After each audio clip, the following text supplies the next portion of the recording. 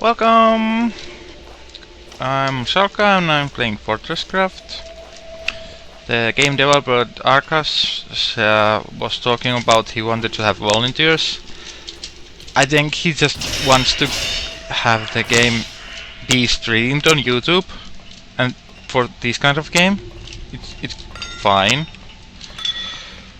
They usually get way less publicity that you would think the game design that went into them would warrant. We were talking about in the game chat about certain other games which get a lot of hype about features that might sound good on paper but in practice are not. I don't know whether this is a thing about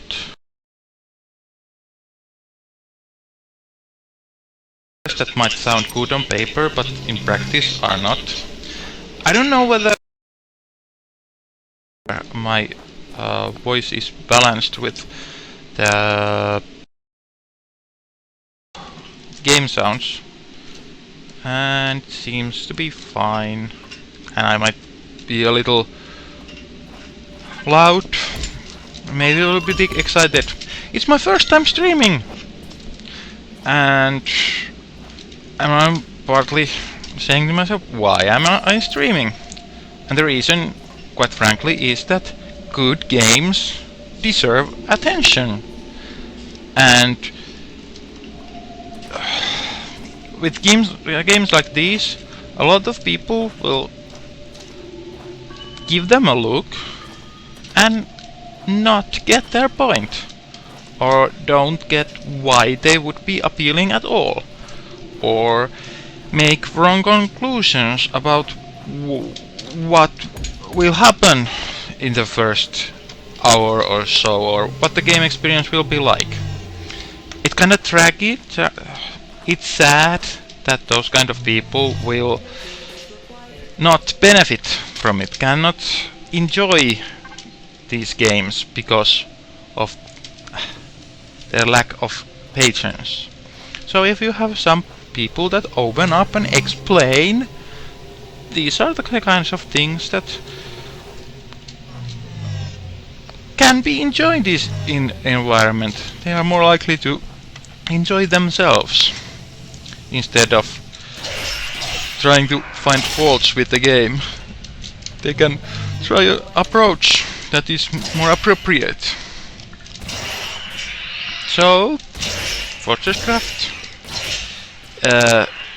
is a voxel game, and you might say that it seems like a Minecraft clone. Well, every RTS is kind of a Dune clone, so it's not wrong or incorrect, but it might not be actually fair, because in Minecraft what you do a lot is mine, and you like break these boxes, or not voxels, these qubit bits of world. Then I guess the new thing is that you can have the whole world be destructible, or you can edit any bit of the world when game worlds used to be more static. You couldn't really interact them in significant ways, but they were solid, immutable arenas where the dynamic objects would dance on and not be the targets of action themselves. Here I have a simple base, and here I've automated this mining thing. I don't manually click on every single cube, but I set up an extractor like this one. It's an ore extractor that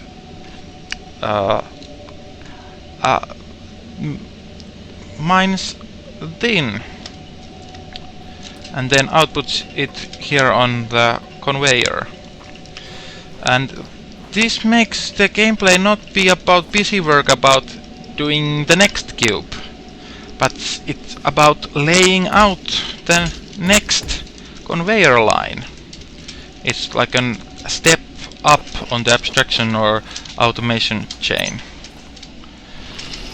So I have a simple base. I have, this is copper. The thin line was there. We have the here they join. Now it's I have an issue here because these are not moving. You can see that here's thin and there's copper, and both the copper and tin are trying to get in, but it's stuck. And yeah, actually this was putting here. So, but they are all trying to jam in to this conveyor, which only has 100 places for cubes. And this smelter is trying to turn them from ore into bars. And then I can collect them from this another storage hopper. Here you can see what's causing up the traffic jam. I have a ton of iron coming in. And actually I might want to balance this thing, because now I block that the iron can't come in, so that tin has a chance to get smelted, because I actually want some goods that I want to make more storage hoppers, and I need thin bars and iron bars for it. And as you can see, I have plenty of iron bars. I could have 10 storage hoppers as far as iron is concerned, but for tin can't do half. So need more tin. And now we can see at least some of the other ores are entering.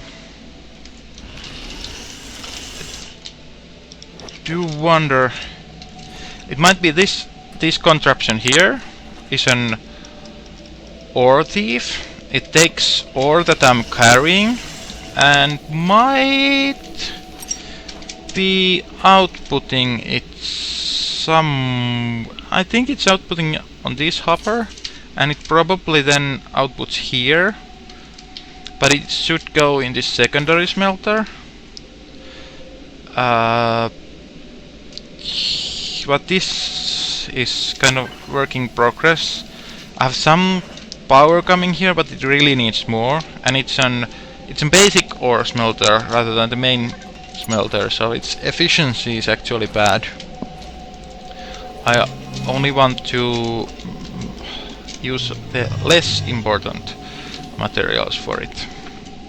But the world is in the beginning, and things are working out, or they are getting started. I had previously this problem that I had found lithium, but I have not set up the extraction yet. So that's kind of like the world progress stage. We don't have any lithium, and we want to have some. But there's a problem here that we don't know where the lithium is. You get this tool which can locate unknown ores and cubes in general. And I've found lithium previously, but then I scanned it, and now I have to use this known. I can see that, oh, minerals, usable minerals, but none of that is lithium. You could see it on the readout, at least how much of each kind. Iron, coal, copper, tin, none of which is lithium. And that's kind of the problem.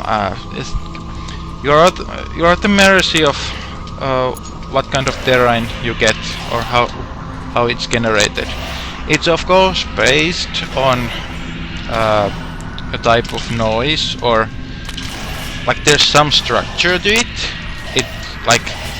It happens in veins that are big or small, but they are like not random cubes, but cube groups, veins. But I happened to stumble upon a small one on that open cave, and then I forgot where the lithium was. So I have to do this thing where I come refuel here, and then try to see where the lithium was. It's kind of different in that other game, where you have to visually check every single cube. You can have here, if that's a rock cube, and that's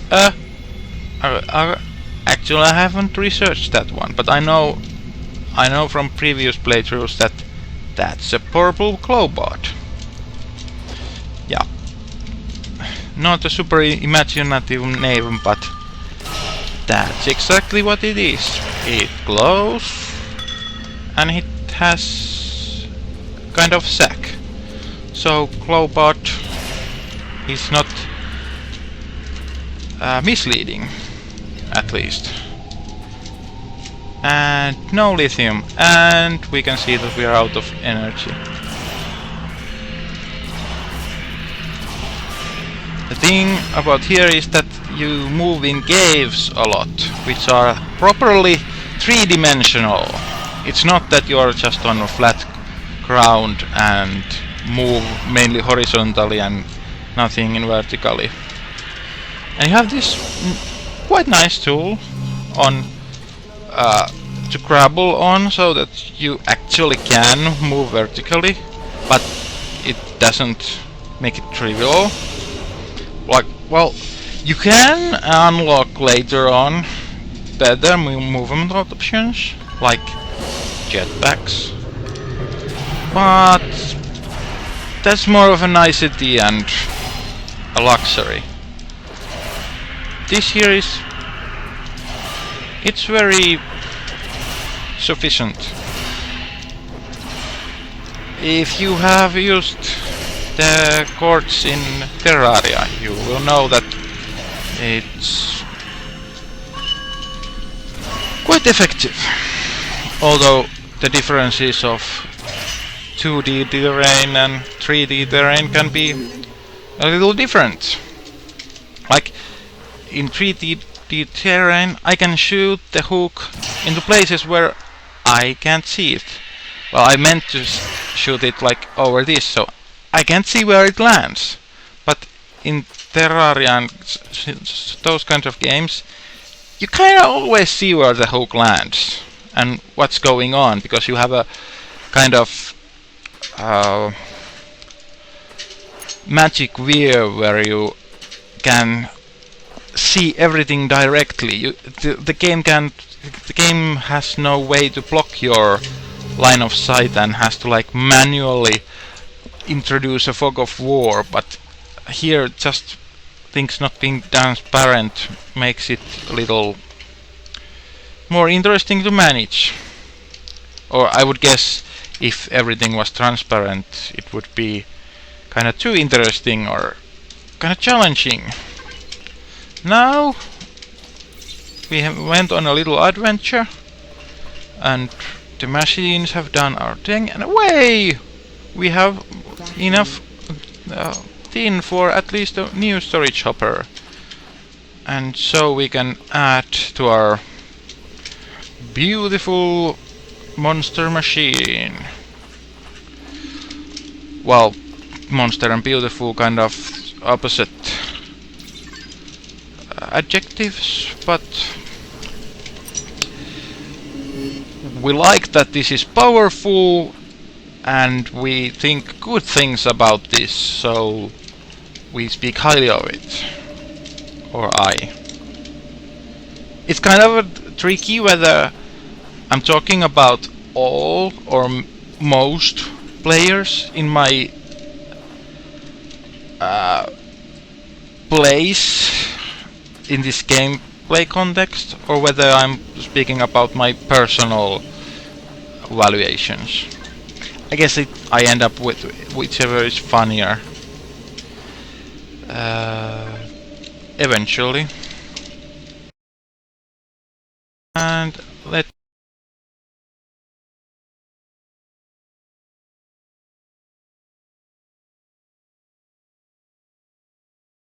company of myself only. So whoever might be watching this, welcome future viewer. It's so nice to speak to the future. How is life there? Have we elected any other interesting presidents? Well, hopefully it won't be in the future too far, so only about those unimaginable options that I know of are relevant. Yep, but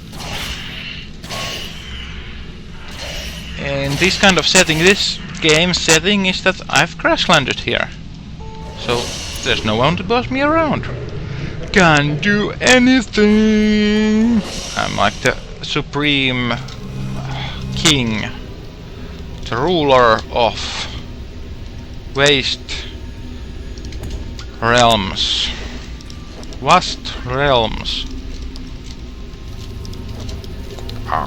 And I'm suddenly aware of my very horrible pronunciation. And the occasional stop when I try to sound like an ordinary native-born English speaker. But then I realized that it's okay, or people can derive pleasure or if everybody spoke the same, it would be kind of boring, although it would be handy, as people would have less excuses to not understand each other. But when we have people that actually don't do things the same, we have cognitive diversity, we can benefit from it.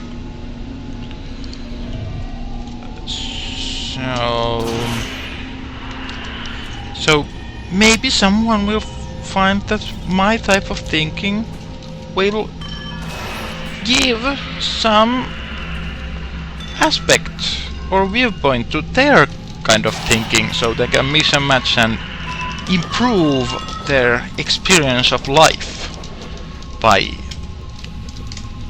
how it can be experienced in multiple ways. Still seeking for that lithium. Dun, dun, dun, dun. I think this might be very nice place to check on it too. Yeah, the game has this mission system. It's now complaining about iron ore being blocked. I specifically blocked that hey, give Dean a turn!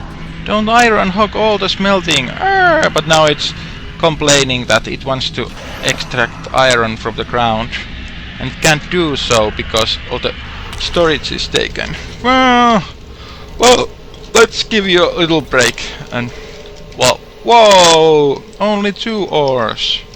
But it's only because this storage hopper is the logistic kind.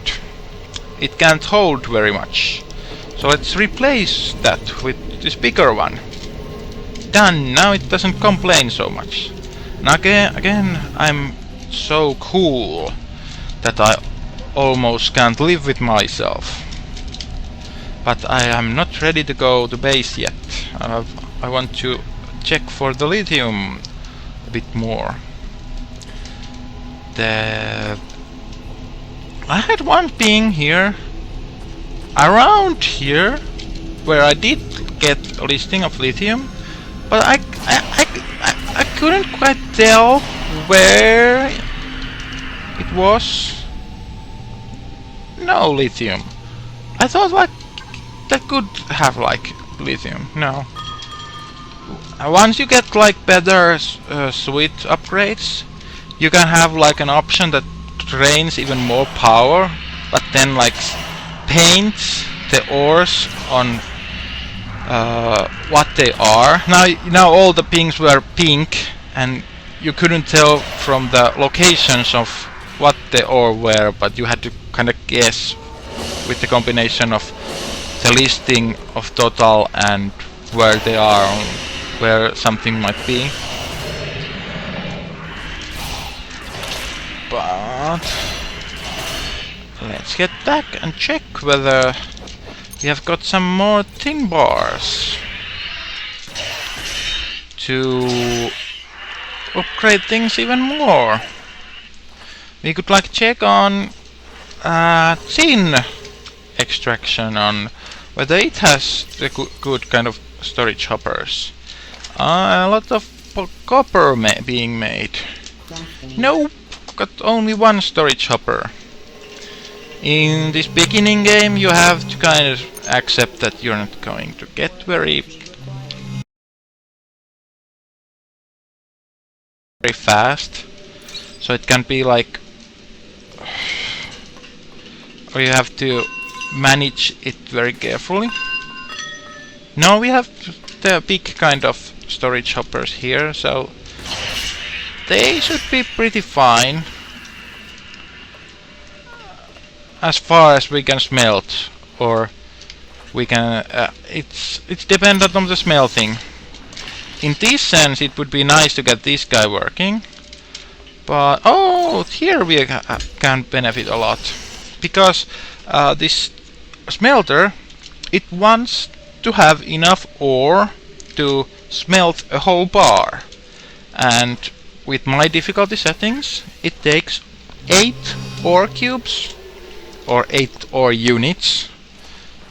It's not a straightforward 1 cube per 1 ore unit, because like we can scan this and it gives out that alright, this is a vein. It contains a lot of cubes. It contains about 800 cubes, but then it contains more ore units. So 1 cube has you can get more than 1 ore unit out of 1 ore cube. So it's not a simple one-to-one correspondence. It's not equipotent, as a math geek might notice or point out. But now the basic hoppers, like these mini hoppers, seems very small compared to these bigger ones. These can hold only 10 cubes or units. So if this receives 10 tin cubes, fine. The extractor or the smelter can turn it into a bar. But if this has 5 copper cubes and 5 tin cubes, then it doesn't have 8 tin cubes or 8 copper cubes. So it can't make either kind of bar. So that sucks in a way. So you want to have enough storage that no matter what kind of mixture is put there, a bar can be made.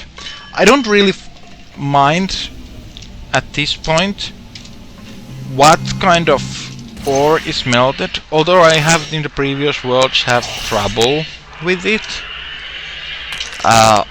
I mean, I just smelt everything. I don't care about the smelting balance. I just smelt things, and it has led me to have a lot of iron and be on constant shortage on tin and copper. But I like the automation, and playing this game, it makes you lean on the automation. It kind of, yeah, you might remember we scanned the purple glowbot. Now it says it's a purple glowbot. Doesn't appear to be very useful. It might be communicating that it's mostly an aesthetic thing. It's nice to have things in the caves that provide light, and it like makes a cool alien world.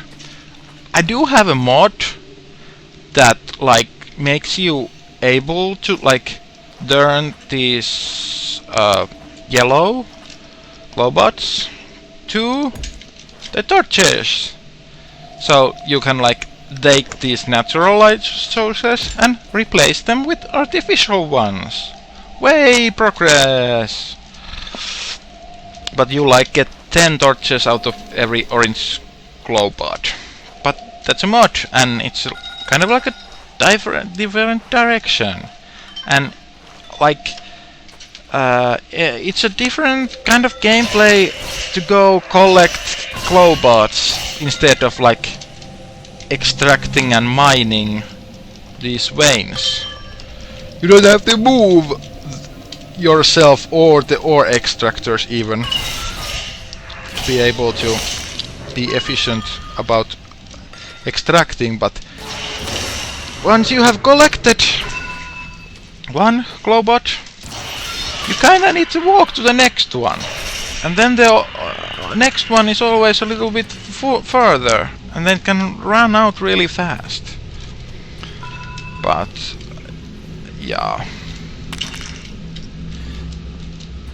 and with the mod workshop support is fairly recent. It's maybe why the game has gotten a somewhat increase in sales and play numbers. And I guess I said that I made a mod to make that kind of thing. It has been made easy, and it provides people with a little bit of interesting or different direction in how to play the game.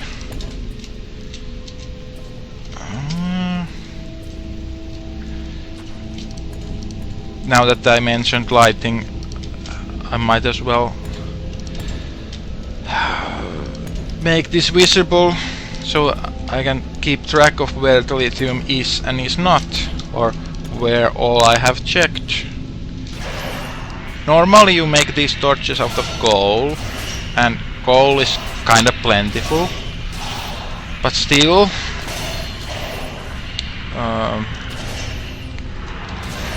yeah, the effort of placing them around, and they don't make neat automated systems, which kinda it's a different kind of aesthetic.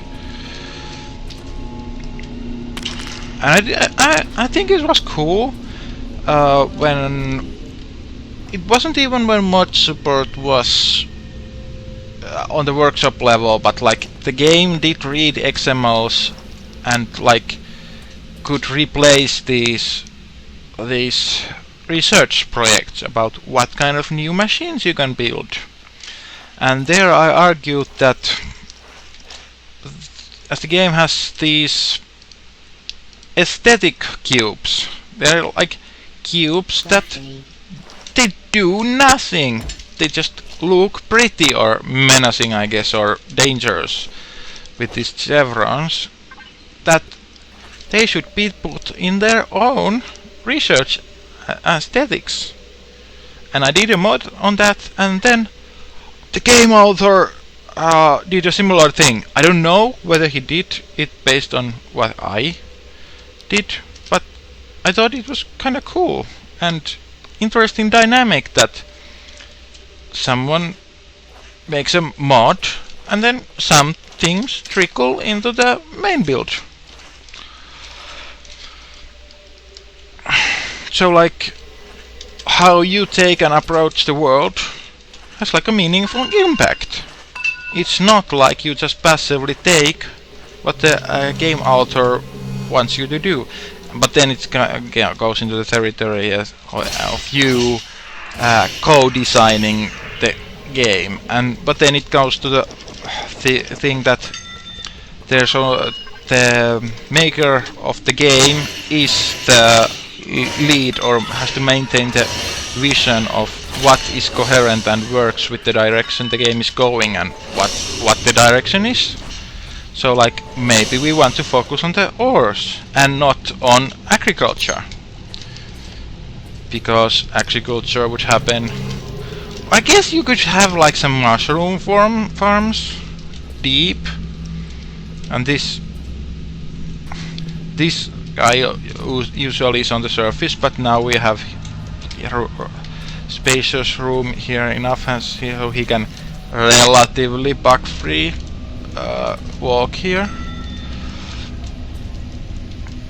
Yeah, it could fit in the direction of the game to have some kind of agriculture, but it's more fun to find things and exploit things than to generate. Oh, lithium at 4%! Which of these is the 4% match? That's kind of a... I need another being. You would, with the better being, you would not have to guess, but early tech and all, we can't. Lithium or at 2%. So which, where? Hard to tell. I throw these glow sticks and they cost like some energy, but they disappear after some while. While if I play torches, they like cost coal, which like doesn't regenerate as such, but then the torch hangs around indefinitely, actually. And I've been playing with this idea that it might be cool if the torches needed refueling. Then you would have to like place them in kind of formation that you could get coal into. So I don't know whether it's just me being perverse like this, smacking them randomly around, but it gets a nice coverage. But then if you had to like make conveyor lines to hit every spot, I wouldn't like throw them like darts.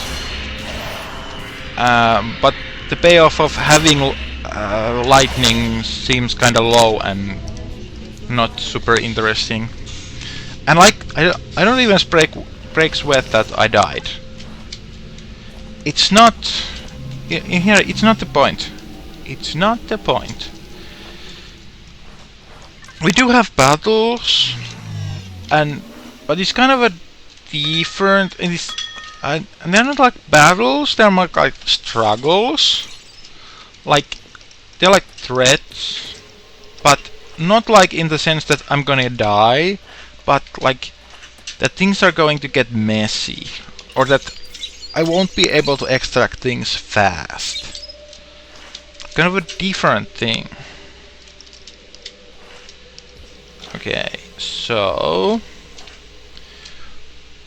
we also have a base design problem here, because this thingy, this basic ore smelter, it wants a very big amount of power, and you can see it doesn't store any power. It's probably using everything, and this temperature needs to get like 1000 Celsius to really burn these out, and so this seems to struggle to grow.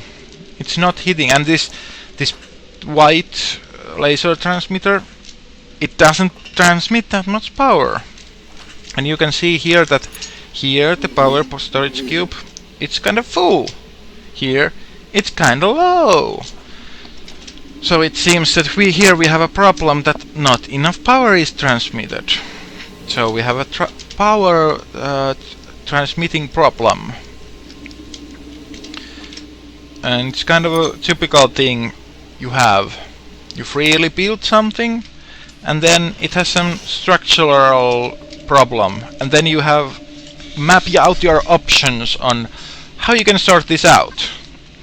Like, we could put a transmitter here and like move this one back here, so now we have a more direct line of powering this secondary smelter. And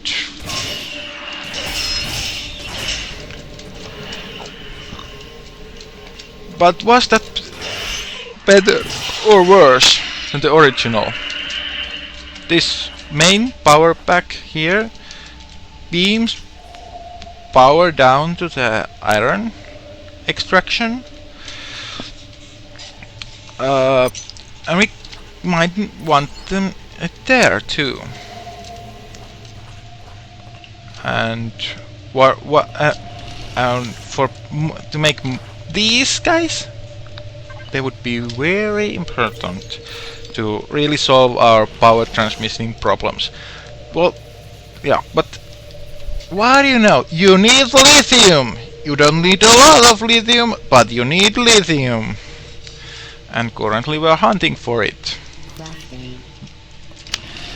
And I'm gonna check if I can manage without a couple of these. Like, now that we don't know how to make them, but we can move what we have, we can like decide that okay, this is an important place to power. So let's divert more power to it.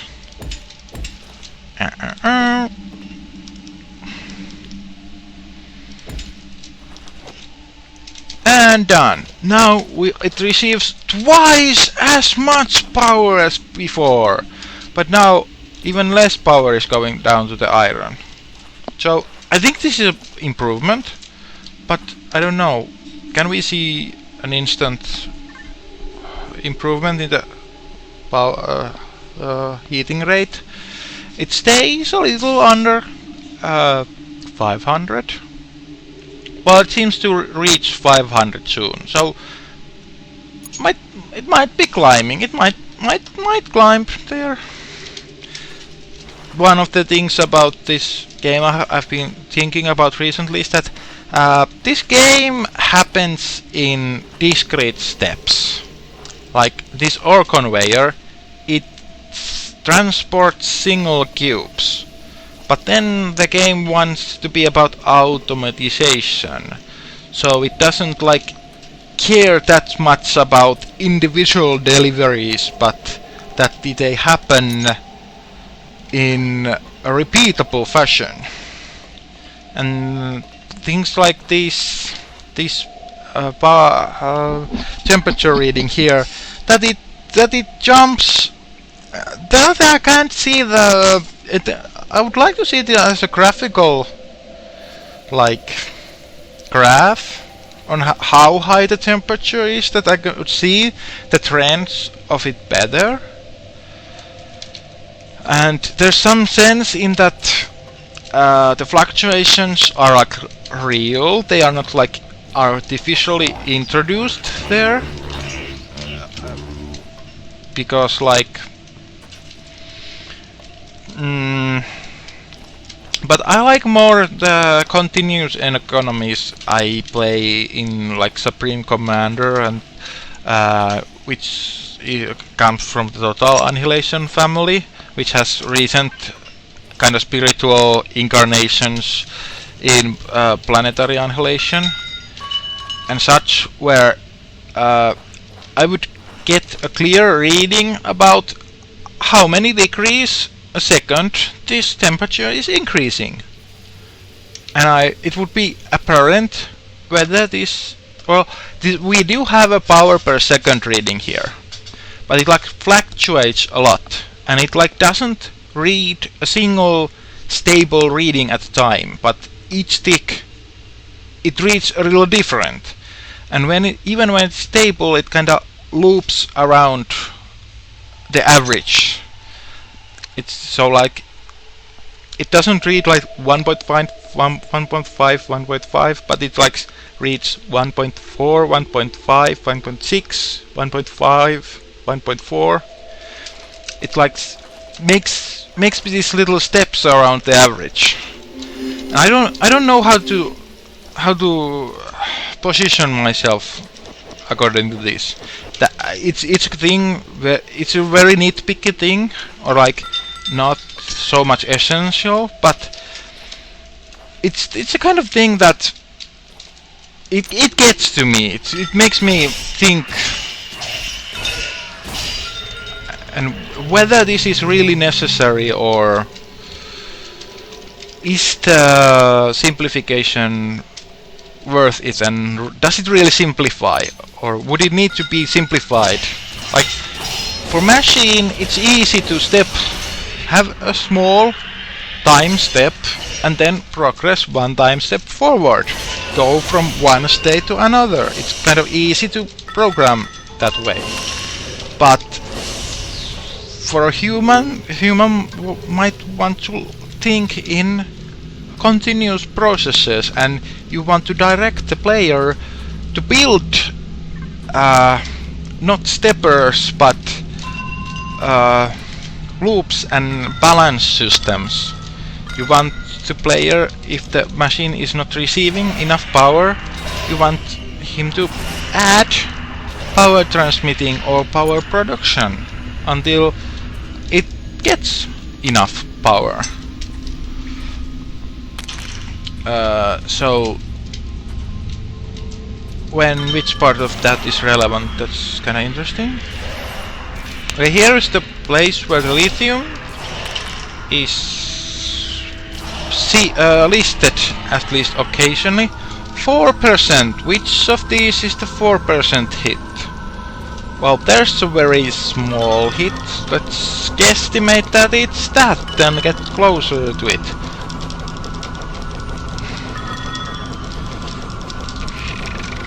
And like, digging in this game is pretty powerful.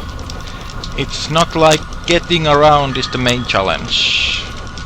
Although I've been thinking about whether it would be interesting to make digging less instant. But even well, I think this is lithium. No. Yup. Alright, we have our lithium, and now we go through this basic operation of Fortresscraft. How to set up a ore extraction process site.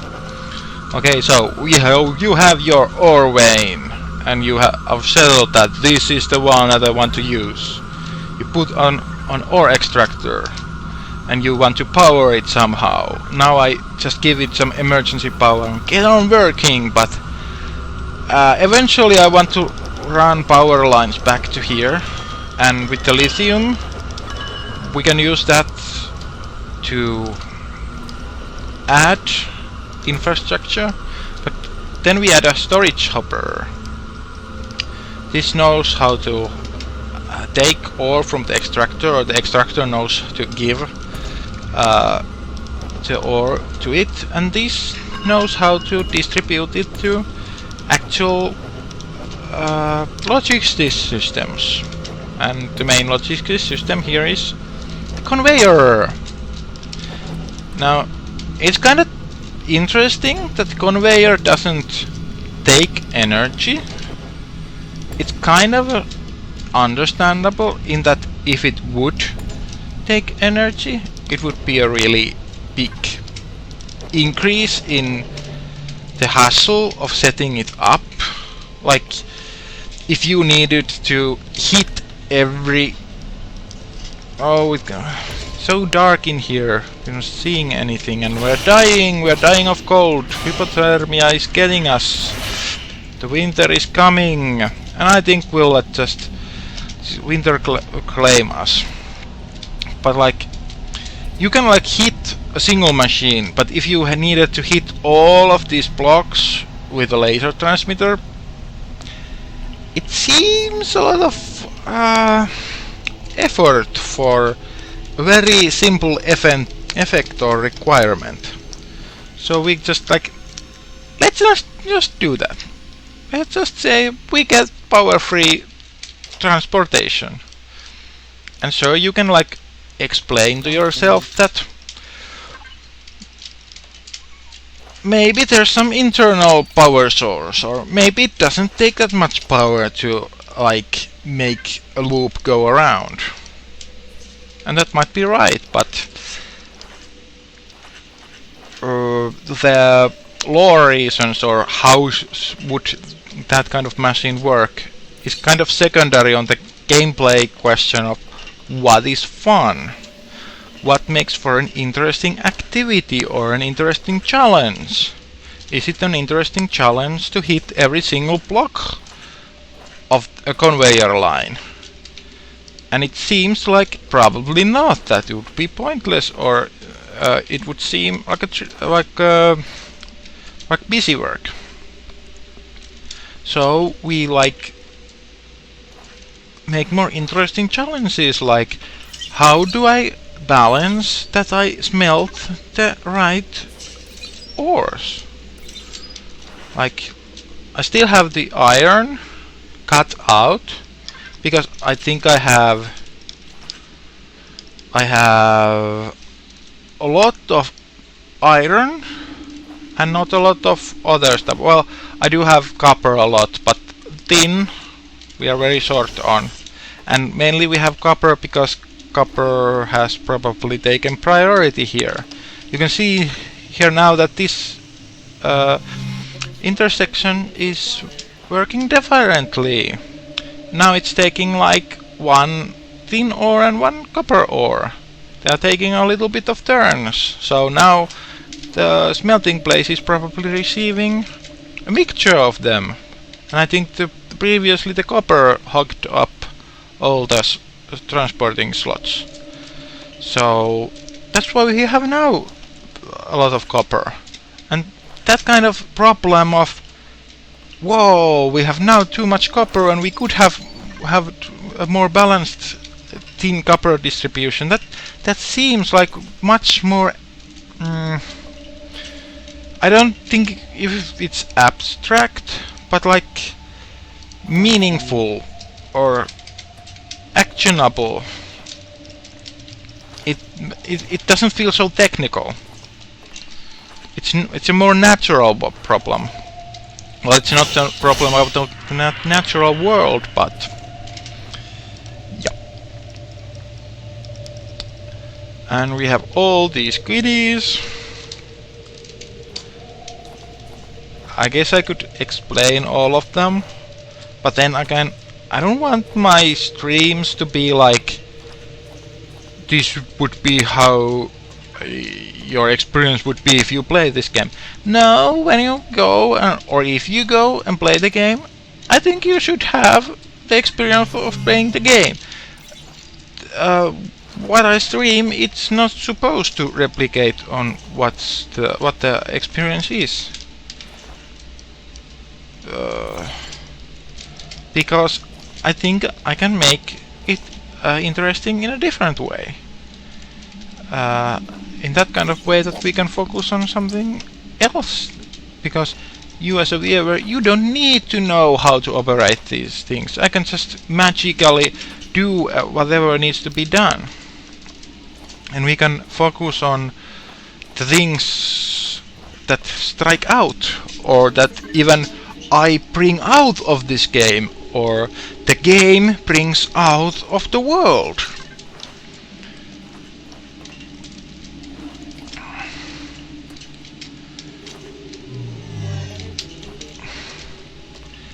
And then you have something to shoot for.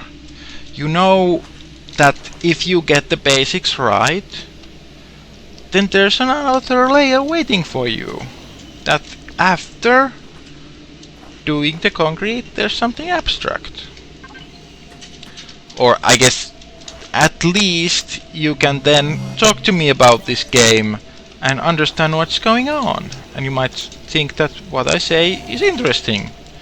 Or you might not and tune out of this stream. But it's hard to tune out from a viewer count of 0.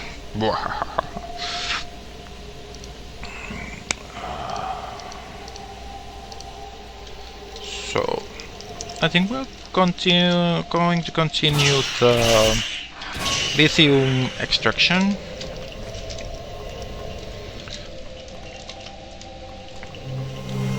The main thing I do this is to check on how the base game works. Or the previous world I had,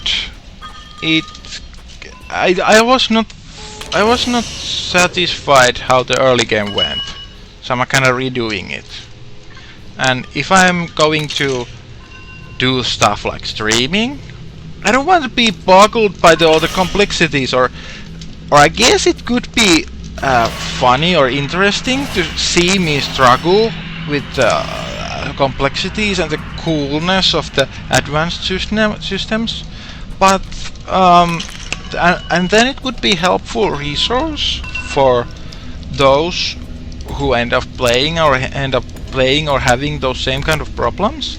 But I kind of want to create something cultural, or like something else that you would not experience if you would just solo play and not do it in a communal or communicative context.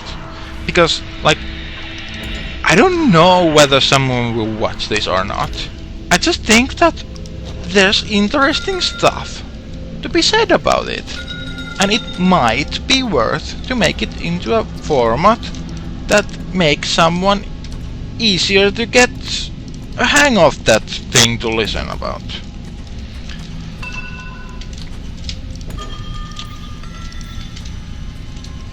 Oh no, we've ran out of coal, which is kind of rare. And now that we this is another cool aspect of this game.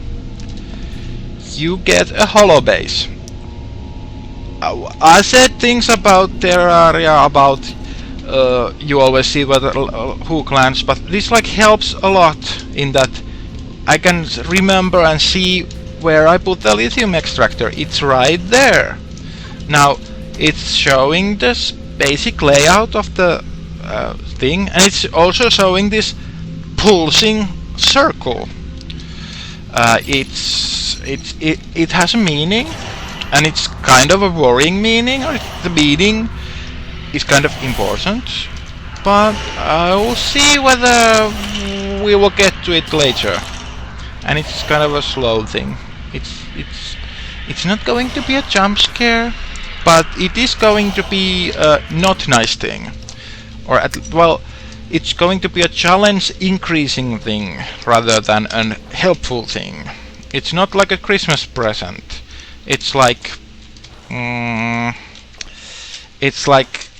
you get to compete in the Olympics. So it's like, yay, you're going to be crushed, yay! So in a way, it's good that you have access to more things and you face more severe challenges, but then you don't get the standard echo stroking of having the things light up when you do trivial things. That's one part I might have a little problem with some of the recent gaming thing. What was happening with this laser transmitter? It was shooting power back into that storage block. It's no wonder we had this coal shortages. Or like this powers all these extractors here. They were like running out of power. How much does this have power left? It has like, well, it has quite nice, but it like survived because it had a buffer. Because it doesn't use that much power, but it would have starved of power if this was left for long unchecked. And you could get like a little hint about this, in that the holobase like paints stuff differently on whether it's in an error state or in a, like, you can see these conveyor lines. They are in red because they are blocked. They are not transmitting stuff, whereas there's a couple of white blocks there, and they're white conveyors because they have room, so you can see at your base and see where's room for improvement. And we can also do this disembodied third-person view. And that thing there, that doesn't look nice. And indeed, it's related to that circle thing. Wonder whether we can see... Yeah. That red pulsing thing. Let's see if I can get it in focus. Yep. That thing, that tiny speck of where we have the lithium extractor, that pulsing is related to that thing. I'm being a little mysterious, but I think that might be entertaining. Like that, so actually, see, I said so good things about the community and how making a mod and then the developer might like comment on it or like take pointers or like say how stupid it is or how wrong the game is played or how it's not the direction. Look at this, like that's like an interesting mechanic, and it's in a way it's bugged or like that's not physical, but like it was kind of cool, like he was hanging around and like being a wall climber. I know the developer has spent quite a lot of time of getting that in a better shape, and now that's like a physically kind of believable. The back leg being that kind of, that's kind of like biologically not so. A spider would not help. Oh, and then we are back to non-physical twitchy action. But it's I don't do anthropedic pedaling or walking. I don't know how that kind of gait works, and I don't know whether that even tries to do like how it tries to make the walk sensible. And now it's again sensible, somewhat sensible. Spider Pro doing whatever Spider Pro does, which often can be a little mystery. But it's like an interesting thing, and it's like when you go into this thing, you don't get an explanation. There's a spider in thing, and I was like afraid whether that thing would eat me, or isn't an enemy.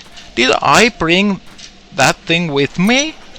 Is that a native of this planet? Or what's the deal with this?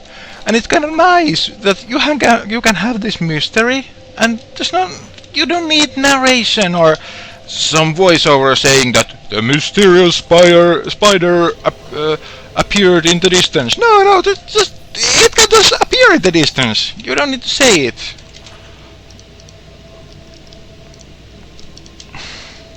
And whether you should have mysterious elements in your game.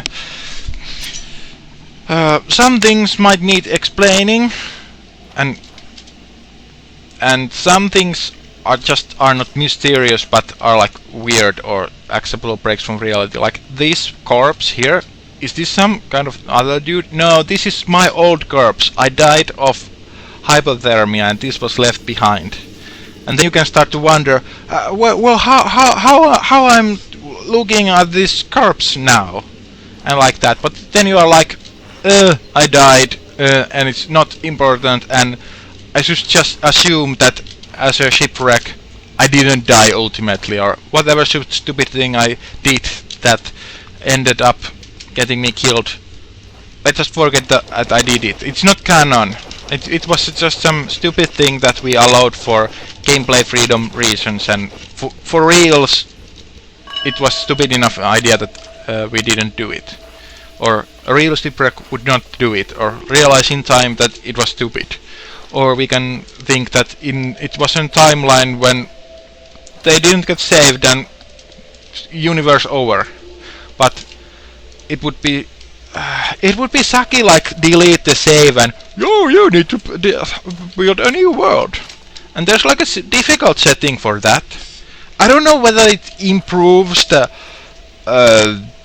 fear of death or like game mechanic involving death, but the basic mode and how you use it, okay, this weird dying thing happens, or the dying is not the focus.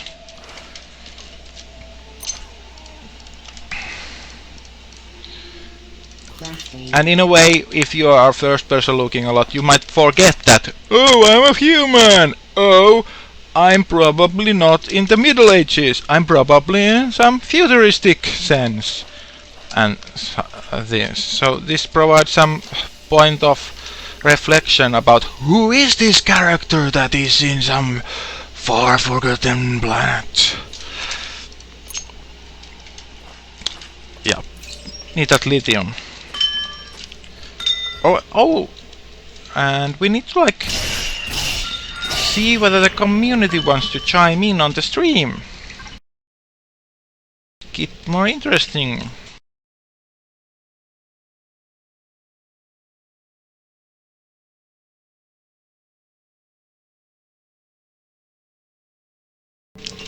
Do the newbie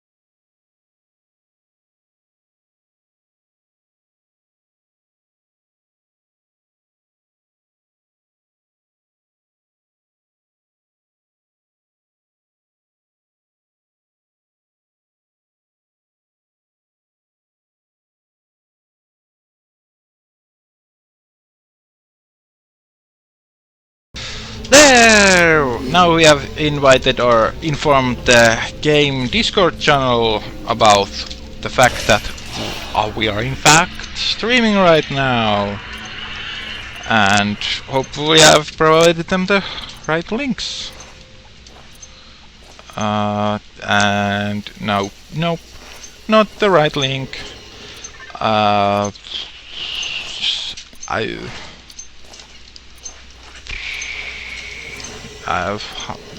What's the right link?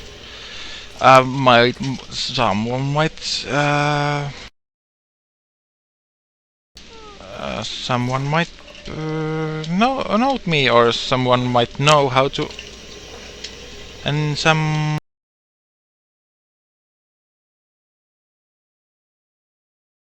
instructions on how to make the run. Me or someone might know how to. Yep.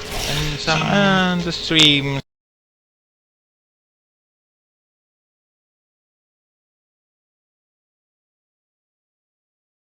There's not much delay between me sending the footage and being able to like see back from the future. See my own stream in my browser. Yeah, it's not very many seconds ago. So a thing about and like thanks for the the Discord user that sent the right link. I'll look into it how it's the right link or what's the difference later. Because now we are focusing on let's get the lithium automated and let's get to the mystery of what's the pulsing spear and what it does with the dangly thing. Another thing about those is that like I call that like Spider Pro, that spider thing, but that's like the most official name that it has, and I think that's kind of cool and like correct. And it doesn't have like an official ID. It might be referred as the spider bot in the code, but like the community name for it is Spider Bro. And you have to like check the forums or be on the community to like know that others are also going through the same feelings or wondering what he is like, and like many are, and yeah, we got this invasion going on. There's like these strange glowbots or like glowbot-like things here. So what? Well, I know quite well what these are, and like I should really like kill these right now, but I'd like to keep them alive long enough that it becomes apparent what they do, and it might take some time. And so like let's meanwhile build this automation part. And like these guys, these are not called Spider Bros, and if you don't connect with the social aspect of the game, or like is Fortresscraft even a game that has a social aspect? You don't need like a Twitter account to like enjoy the core game of Fortresscraft. It's a single player affair in that sense, that like the main experience is that you are shipwrecked and good luck building enough infrastructure that you can escape this planet, which will like mean let's build a spaceship, which will mean like rocket fuel, which will mean like we need to gather a lot of power and such. So it's like a long-term challenge. But it's a single player affair in that sense. That's the thing. But like if you were a hermit and just like wondered about these things, you would not end up naming or giving those or referring to those as any predictable thing. Or like Glowbot likes would probably be the most predictable things. But those things, they have a name. And it's something you would never guess. They're Minocs. How is such a thing called a Minoc? Baffles me, but it's kind of cool it does have a name. but you need to go outside the game to know it, or it's like part of the social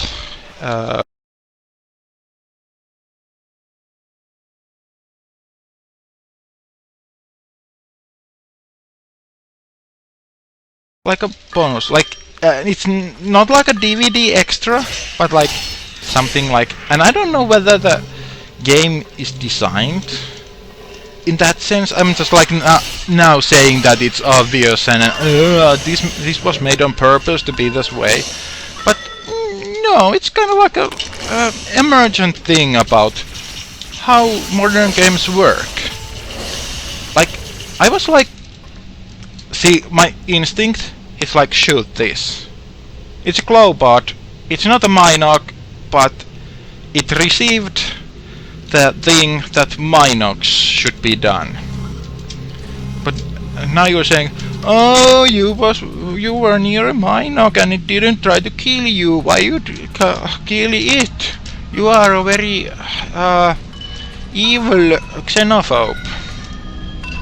Well, Minoc doesn't want to kill you, and that refers back to me about conflict in Fortresscraft is not about violence or death. It's more about how long it will take me to get out of here. And well, let's see if we can get the conveyor lines. But that spear means that there are Minocs there. You should go deal with them, or else some kind of consequence. Now, it's interesting, and occasionally we talk about, or I don't know who talks about, but I have seen people talk with the creator about what's the consequence of not giving them attention, or like in order to like efficiently defend against these guys, you and I like need to build a whole defense network, and that like takes resources. And someone might like say, I don't want to use iron to make turrets to kill these. I want to make storage hoppers. I want to make more ore extractors so I can build faster, collect ore more faster. Like what these are doing that is bad for me? Well, let's see if we can see for ourselves here.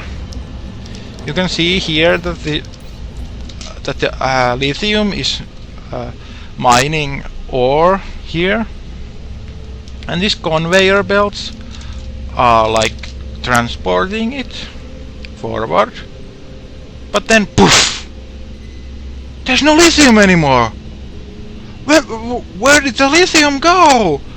The lithium vanished. Oh my, Nock, you stole my lithium.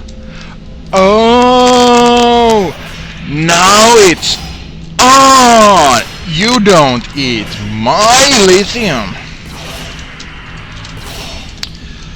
So that's like the trivial aspect of why you should bother, or why it would matter.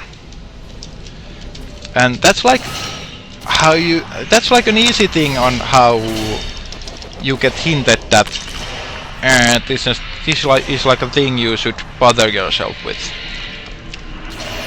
But then there are like additional long-term consequences, and we'll see whether I can demonstrate in practice in game of what those are. But then it's often discussed that some new players, they discover the long-term downsides only when they have aggravated quite badly. So then it's whether they should be hinted earlier that something might happen if you're negligent about these, or you should violently defend your property and pacifists will get walked over. And that's like putting it very negatively, or why this thing was blocked. I might have done like the same thing I did with the iron, giving more room to copper, but then it's weird because tin is the thing that I like really want. So like, don't shut down the ore supply that you really want to smelt. And like this brings power down to the iron, but now there's like going to be a lithium extractor also there, so we need like more power there.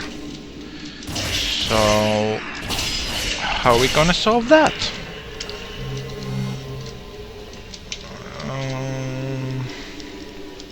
So we could make these small white transmitters from copper and tin only, but then we could make the green lasers from iron and lithium added, which would actually be somewhat resource efficient, or like the green lasers can like actually transmit things and not just nominally view a lot, a somewhat small amount over a long time. But it's small and big are also always scale relevant things.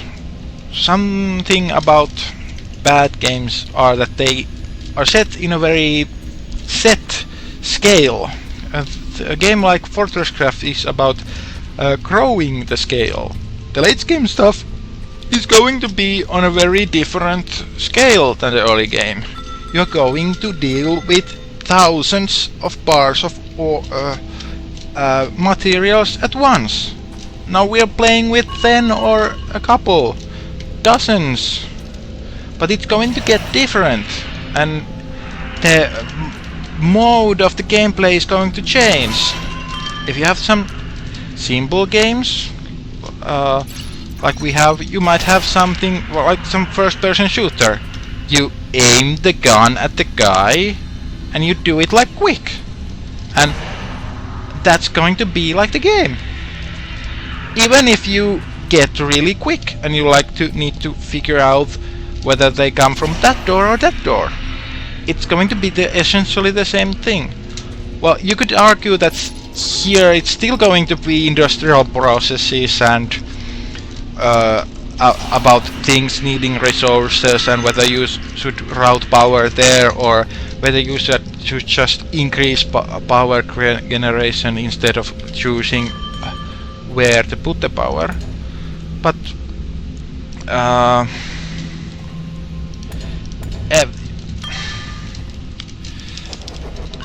here things scale, and that's a good thing.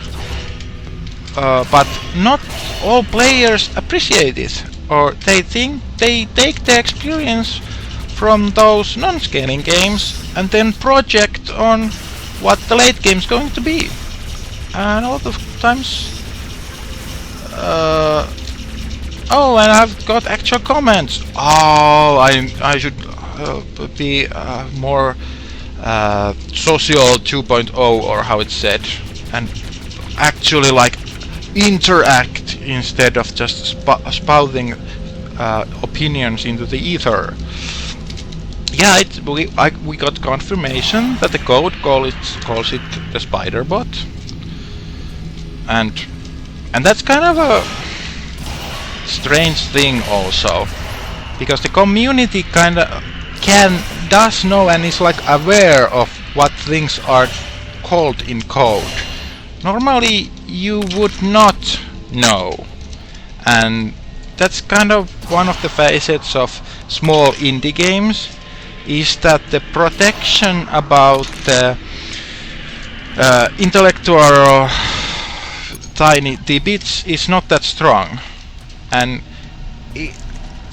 I'm talking a lot about my own opinions here, but I think it's more because a small indie game needs to actually be interesting and bring on the table a big complete system, not just some small technicality that is 10% more efficient than the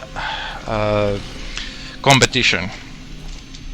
A big game company or some tech firm, they like it matters whether small implementation details are available or not.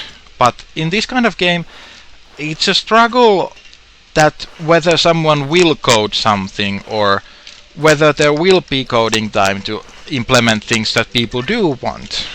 So it's not that hazardous to like have you code half open or even completely open. We could talk about open source strategies where you don't sell the code but you sell the work to make the code, and so you give out a lot of stuff for free, or like want to hook up people by giving them free tools, and then it's easy to convince them that hey, if we work to make this tool even more handier, that's a worthwhile thing to do. It's one of the recent trends also. It was interesting that and the game developer also streams his work, not just makes advert streams, or I don't know if advert streams are a thing even, but like it's known that having people be aware of a game is good for its finances, and a main way for people to know about the game is to watch streams of it. And to watch a stream of a game, you don't need to have it, but you might be inclined to have it if you have watched it. So game developers like their games being streamed, at least if in a nice way or in positive light. If you're going to like attack and bash, unconstructively criticize a game, that might not be good, and devs might not be excited about it. Devs might not actively try to discourage it or try to stop it, but they will not go out of their way to enable it.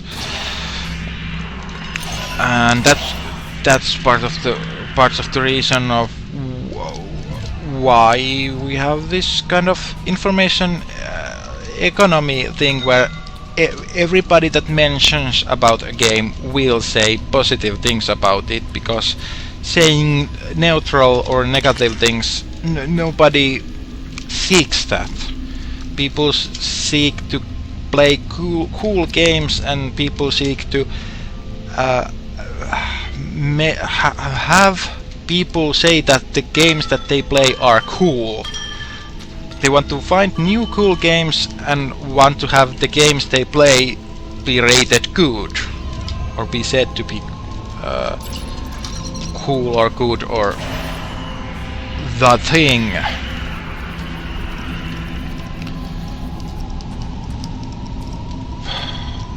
But that makes people suspicious, or if somebody says a flattering thing about the game, it might be just that they're just basic positive about it or just want to sell it. So people just don't take people's word for it. And there's some sense to it. You should be aware of why people are saying that they are saying it. But that comes to that people might not be saying positive things because they have found something cool, but because they want to hype up the things that they work on. But then it comes to a difficult spot when some games, and the dev of this game was talking a lot about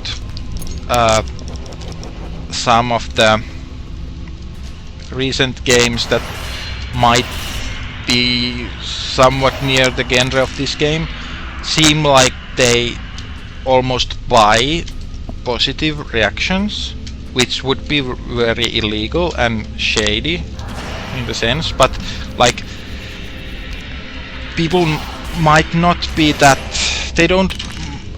they might not make good games to be successful game businesses. And in that kind of economy where people will market to the greatest extent they can, it's difficult to note or draw attention to those games that focus on doing things right and not selling and excusing the things they do wrong. And those can be very understated. And like Acron, it almost didn't have like a marketing budget, and it didn't like have hazardous software was not like even it was not like even a business, but it was like an academic wanting to make cool software that would need financial infrastructure to even remotely make sense of it. And I still like to think that Acron will do better in the future when people will be ready for that kind of gameplay. But we will have to see. We will have to see.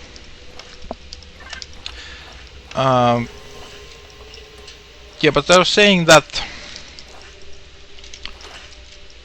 the dev of this game, DJArcas, or the main guy, I guess no, games are not strictly made by one guy, but it's like one guy has the idea and all, and then he just like buys the bits and things that he can't like personally do, and you can't like do every single thing. And that's kind of like a interesting thing about the game business also, that you have like these multi-billion-dollar businesses, and then you have like garage programmers who like, I'm a one guy and I code and people like what I code, or like don't even like what I code and I just make software and then somebody finds it on accident because I didn't market it, and then it is 100% better because it actually tries to do something or is like a relevant set of features instead of a market focus group made of a bullet point list that then gets implemented with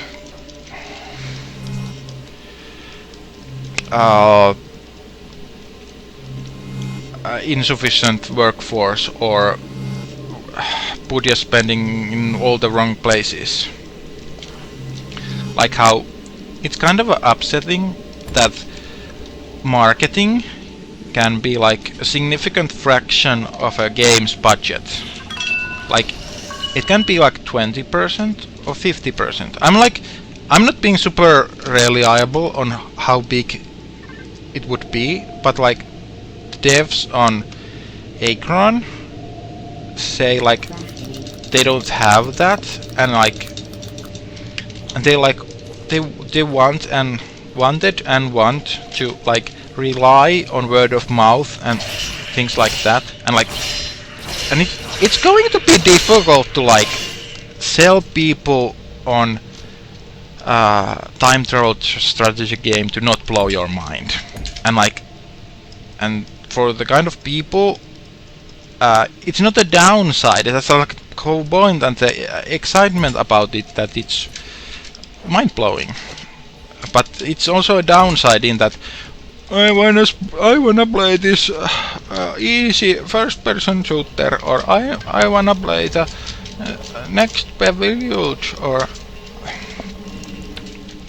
I don't know. I might be there are so many different genres, and when people do very different things and they have very different audience properties, it's not always clear what is fair and reasonable and what are failing strategies and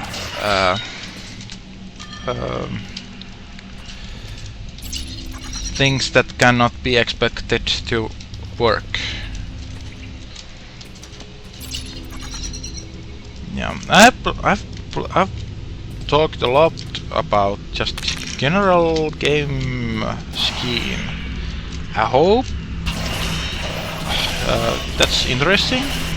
I guess you can also see what I'm doing here, and there's not been that much different I've been doing. I've just been setting up this lithium. I guess I die a lot to cold, but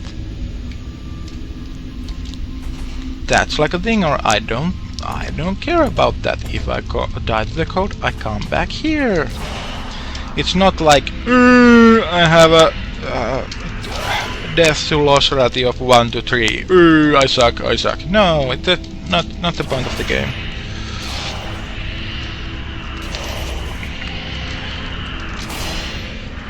And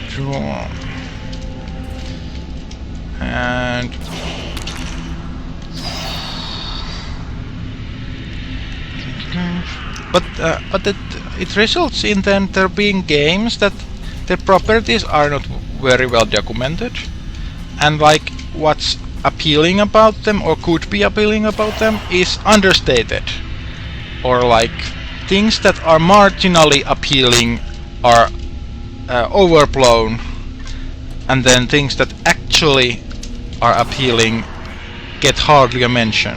And I think that's kind of it's screwed up, and I think it could be otherwise. And I don't know what's the most constructive or efficient way to go about so that things that do culturally significant things would get the financial attention, or like how to get people to buy games that are gamey. But I think that having more communication about what the games are will it's a positive direction in that sense.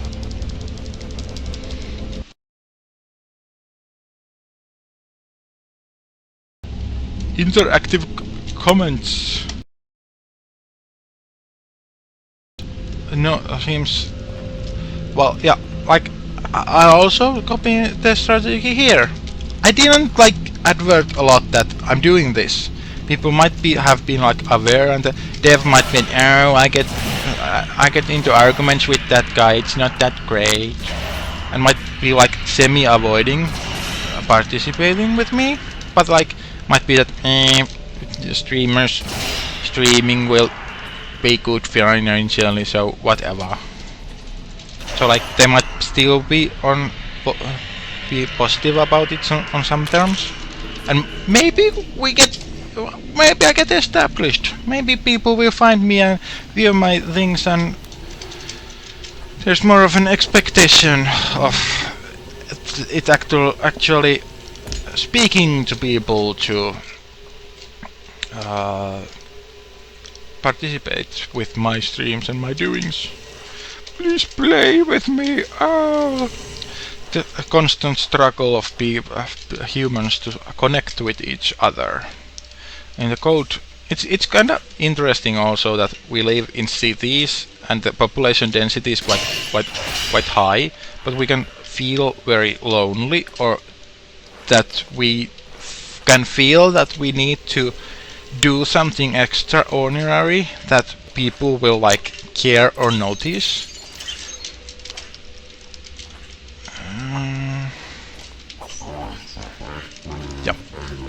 Yep. This thingy has had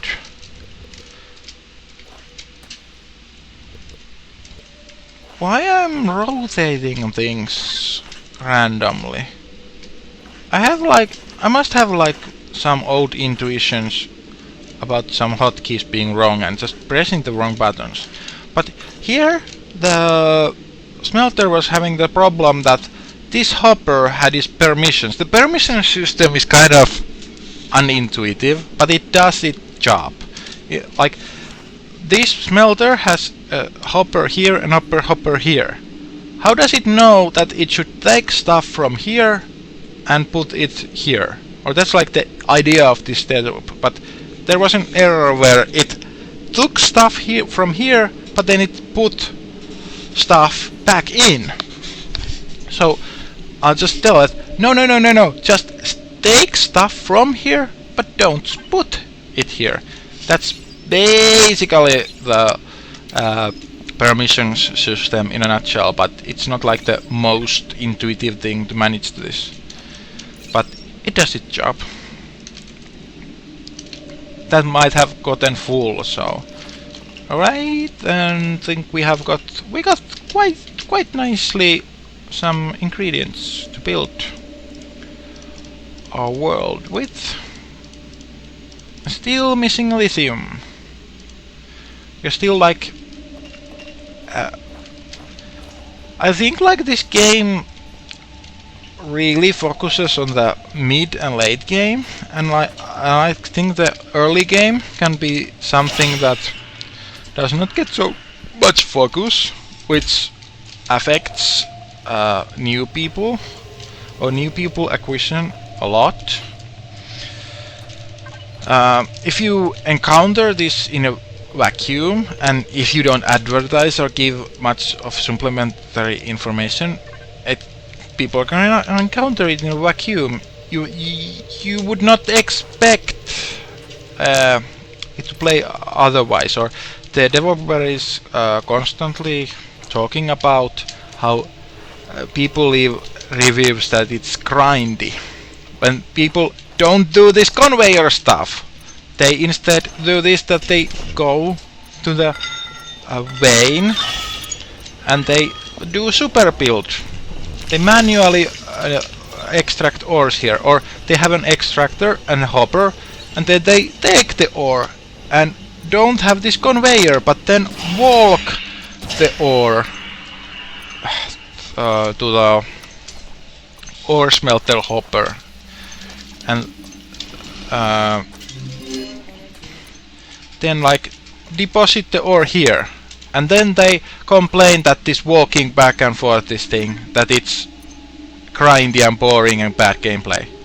Well, the developer agrees that that's not the way to do things, but the trick is how to prevent people from setting themselves up for those kind of round trips, and communicate on that. If you find yourself doing that, you are doing things wrong.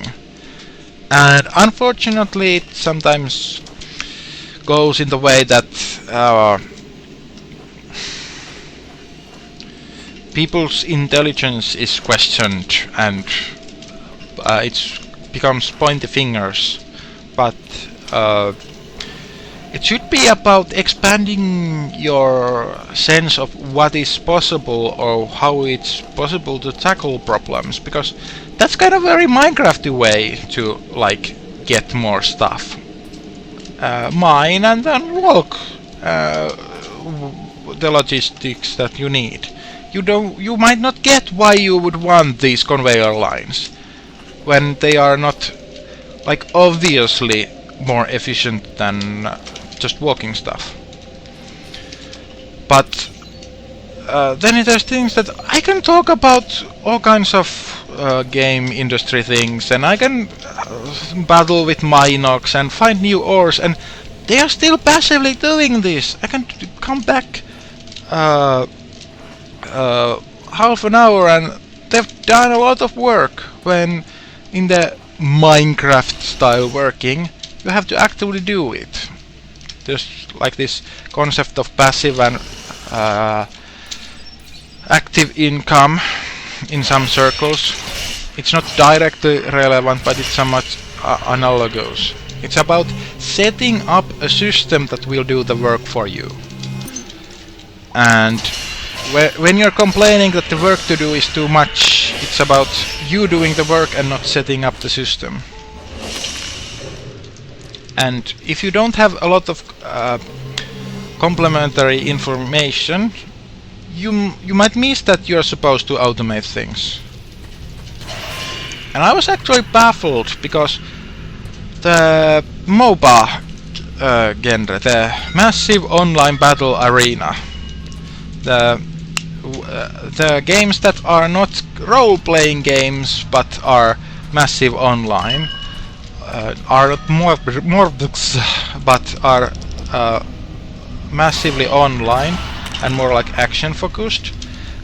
They have a really strong meta, and the community tells a lot about how to play the game, and the in-game tutorials are like weak, and they like acknowledge that the best way to learn the game is to have a friend that runs through the myriad mechanics of it. And they have become like snowballs of mechanics. It's not a small set of mechanics that make intuitive sense of why they are those mechanics, but they're like history of mechanics just growing on top of each other, with each step each being justified in that it results in fun gameplay, but after years of accumulating that mechanics, it's no longer that apparent why the creeps give gold and why there's experience ramps and why it's interesting that some heroes benefit more from experience and some heroes are better right out the door, and how you manage this, and why it's good that creeps give more gold if you actively try to kill them or last hit them with the hero. Like that kind of thing. If that would be told, and I guess they might provide some token tutorials for it. Like they can't have they can't offer nothing to the player or those who don't have friends, but they're not the primary way to learn the thing. But they acknowledge that they need the strong social thing. But it is so that the in-game tutorialing, it's just very low level, and it becomes an interesting thing on whether this game should introduce the lone player better to its concepts, or whether we should build a community where people get that supplementary information, where people get explained on why making big machines that devour resources fast, why it's a cool thing, and why it's a bad thing to do things manually and not set up things. But here it seems Fortresscraft is in an interesting position in that it could work very well if there was such a community, but the community is like not that numerous, and it's hard to say whether relying or designing the game so that it would work well if the player became motivated and explained through social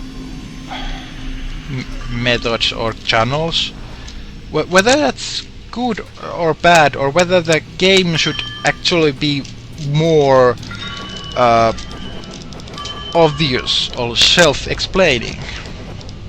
And then it becomes an interesting thing that a game developer caring how much their game is being streamed might be like that's like the practical job of ensuring that new players know how to play the game in a way that's completely extraneous to the actual software, but to make that social infrastructure that new players do have the knowledge.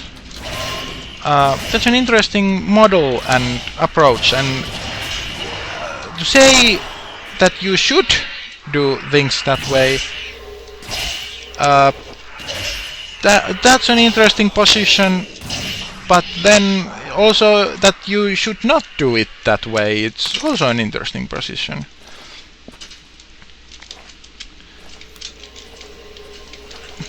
But basically, and the world is that people do stuff and something flies and something doesn't, and we occasionally remember what worked and what did not. And then we succeed or we fail. And here we are after Cold War and everything, we are still kicking, apocalypse still coming, currently tackling climate change. I don't know. One could argue that having populist politicians in charge of new cloud cones could be kind of a big security threat. But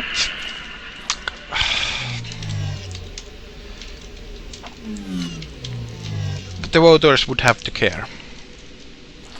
And they might not. And well, I'm starting to talk about non-game things, so I'll reserve that for times when I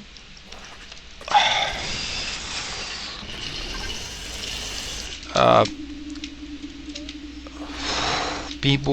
have a last chance on being picked up or bullied about things that are not relevant and are just hot topics that bring heat. So no to stuff, no to taboos certain topics. Although for a healthy society it would not be that good to have many taboos around, but like gaming communities, if it comes up that you are a minority, or like what your gender is, that can be like a thing that distracts from the whole gaming activity, and that's kind of it's not socially that advanced. That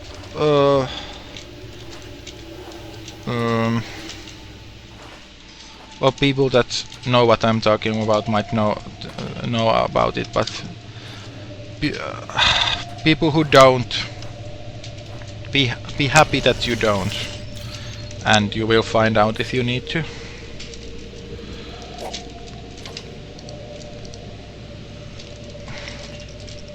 We still don't have the lithium. Let's focus more on what are we gaming. Alright, so with lithium we're going to get the green transmitters built in more mass. It should not be that long for the conveyor to connect. If I'm correct, yes, was just one stretch. That's like 20 cubes worth of distance to cover. 60 should be more than enough to complete that.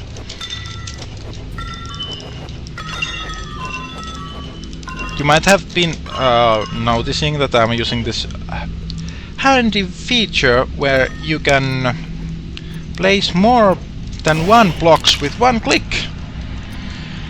I can like say that, let's refresh that, and like I said, that block there, I want you to build from there to me this block kind that I'm holding, the basic conveyor belt, build here that, and boom, just build 20 cubes of conveyor with one click. That's also a mindset that might not be readily apparent to some mines, but as I've played the types of games that reward this kind of thinking, in that you can just do 4-10 quick clicks and then you're done with a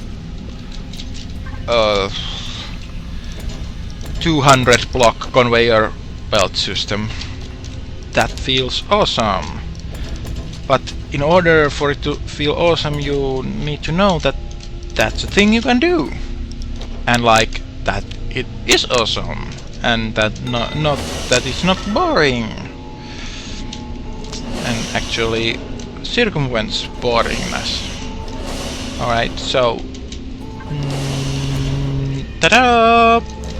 Now we should have lithium connected to our iron supply. We have this almost empty, so this feels like it outputs it about that same rate that it can mine.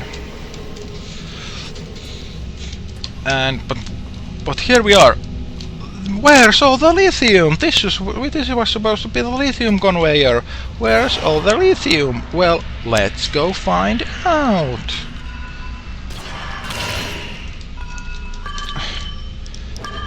And we're gonna actually like far look on. This seems very empty. And actually we can see that. Alright, now that's just overlap. That's not a cube moving, but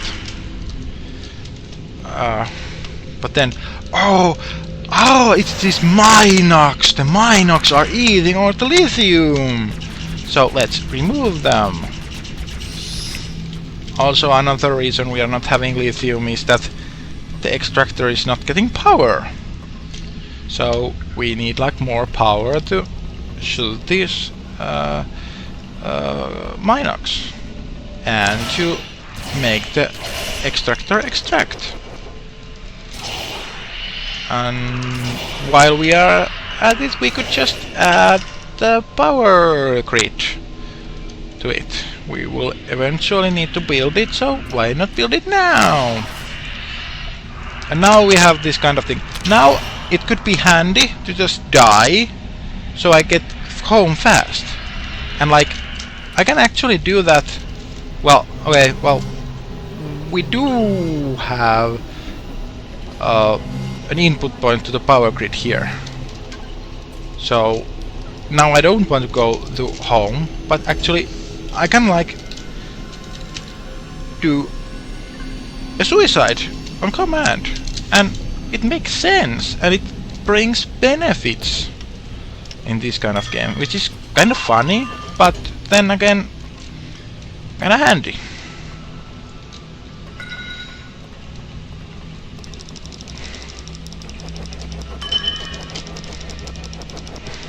And like, I saw like some YouTube video titled "Why Death is so central to video games." Well, in this kind of death, it's like nominally, or the lore is that it's death, but it's like mechanically death. No, it's an inconvenience. It's a teleport. So, but there is a reason why death is just such an easy mechanic to appear in a game.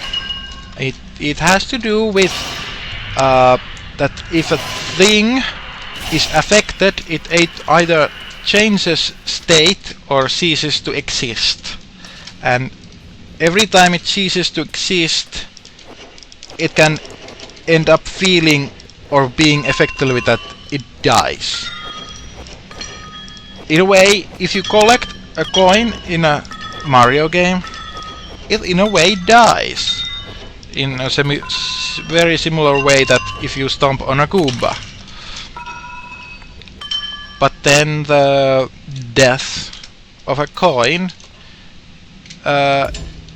is received very positively, or can feel like fun thing and a positive thing to do, and not an immoral thing, and arguably it's not. But the do a thing and a thing disappears is it's really, when you only have very elementary interactions, that's a thing that it's in the cards quite easily and accidentally even. You don't have to seek for it to be a thing.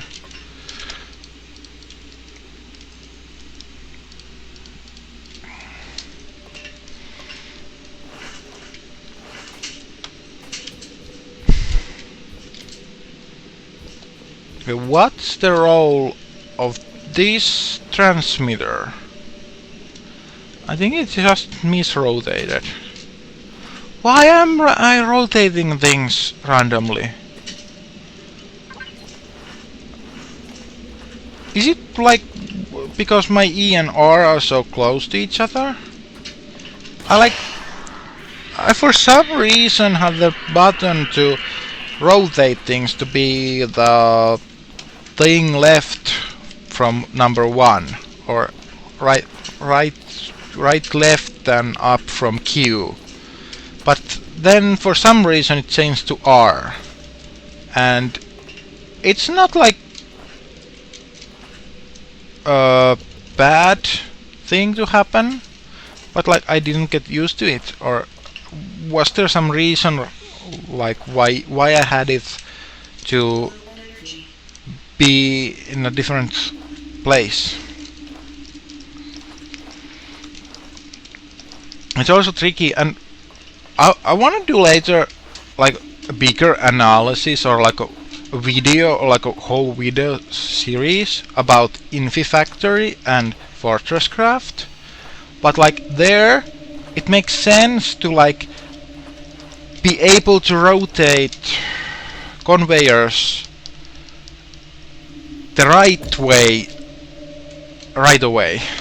So like in Fortresscraft, I'm fine with only rotating things clockwise, but in a game like Infifactory, E rotates clockwise and Q rotates anti-clockwise, and it seems handy there.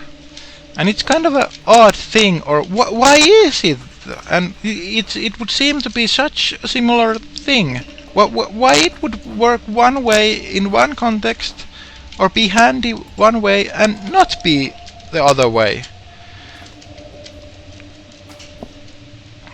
But here conveyors are a little more throwaway. You build big lines, and in Infifactory the placing is more controlled, or it's bigger action on the puzzle state, and they are self-contained small puzzles. So, but in Fortresscraft it can be easily about what I can do quickly, what I can do easily, rather than what I can do right and what I can do wrong. So it makes sense to do a wrong thing many times to get a good result quickly. And for some reason we are missing a storage hopper. Are we missing like a generator also? Why we are having this shaft here? What is happening?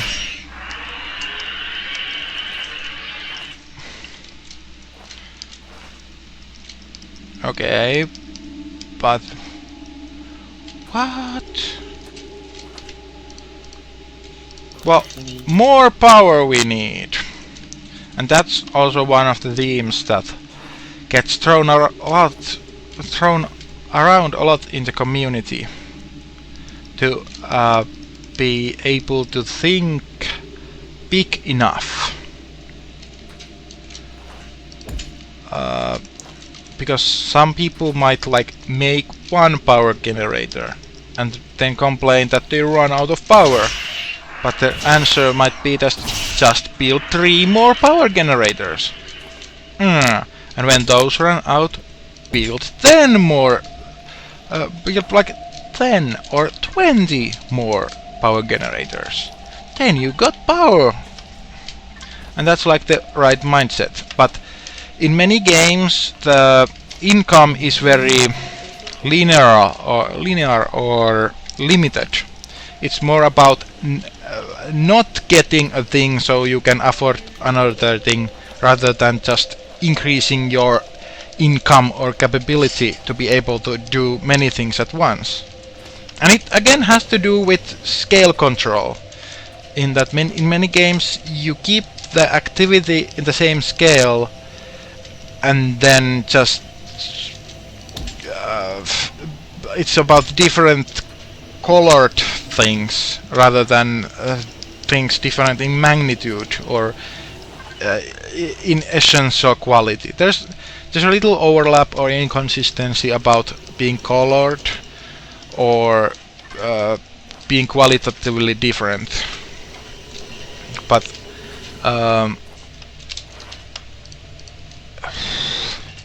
if you spend in a strategy game X amount of money to get a unit, it's probably that the unit has some upsides and downsides, and in average that like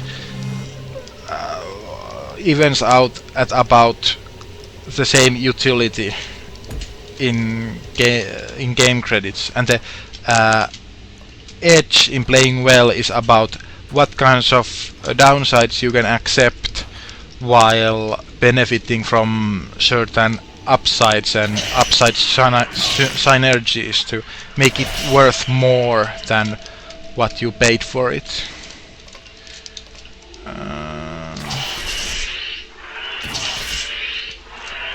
But here, what like this, like now these white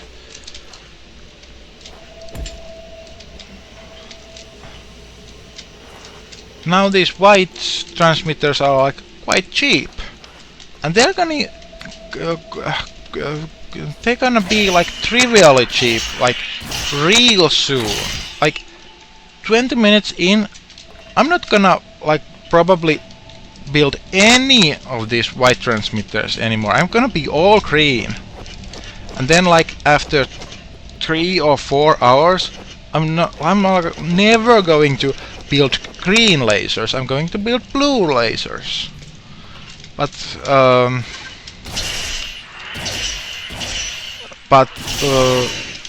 in certain strategy games, the frontline tank, you just always build it when you want tanks. What's with all the misrotations?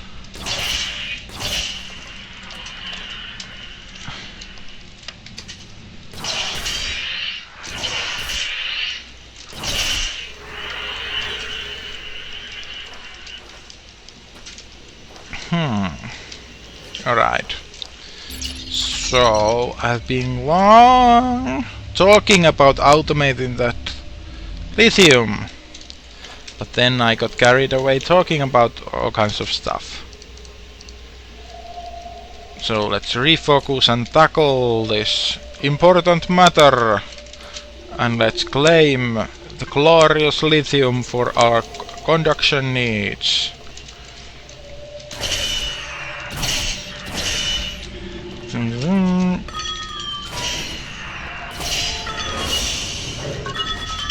It's also interesting that lithium is a real mineral, or like everybody knew that, but what lithium means in Fortresscraft is like very much removed what lithium in the real life means.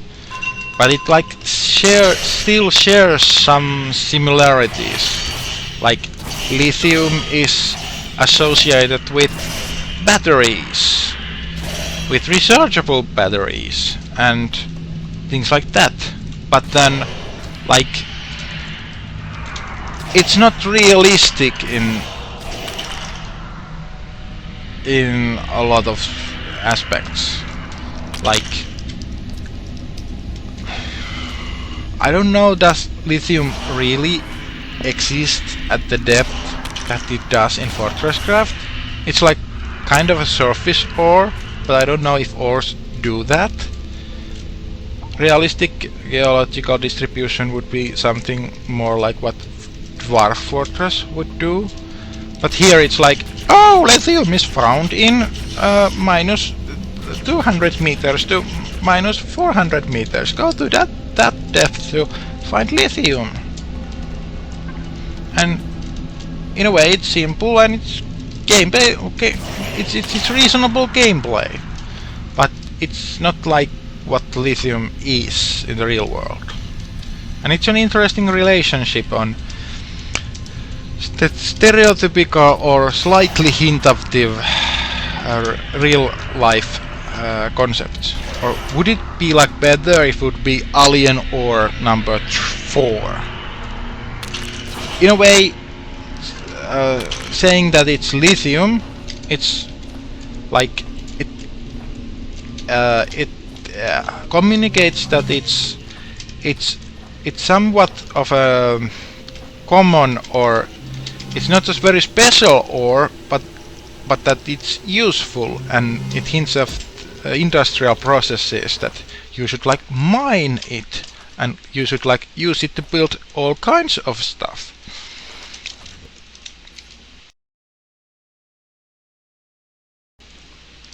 And up. We already ran out of power. That's like one new power generator added, but we need to like actually hook it up. So what's the best way to do that?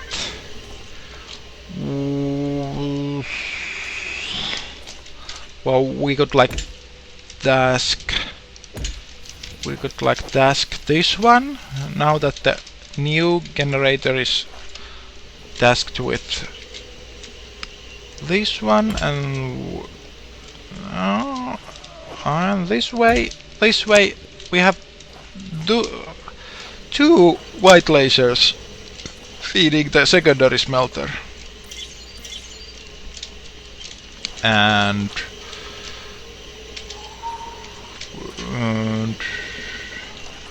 now that we have freed that up, I guess we should aim more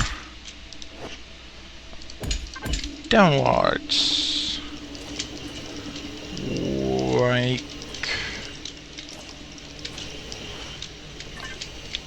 like this. I would really like this one to be a power storage block, but like, cause lithium can't do it, this will have to do for now. That's like an on the do list. The moment we get lithium, replace that with a power storage block. That's also one thing that's interesting in these kind of games. Do you build what's elegant and working with the current toolset, or do you anticipate what will be good for when the next tool unlocks? But in order to know what would be elegant, you would have to like know what will be unlocked and what would be elegant with it. And that's an interesting thing in that, should you like play your first world and then, oh, this is a thing, oh, this works this way, and do you design the game to be played as a single world from start to finish, or do you like expect the first world to be about, oh, batteries are a thing, oh, lasers are a thing, oh, later you get minecarts, oh, if you build too much secondary smelters, you don't get as much minecarts. Oh, or is that kind of an error state to have the player have to restart the world to have their early game to make any kind of sense or be competent at the point of tech up? You could also say like, no, if you redo your world early game, or if your early game is not that elegant, you can live with it. It doesn't have to be optimal. But then there are some kinds of players who would get super annoyed that if a new tool is available, that their old build or strategy just completely changes direction.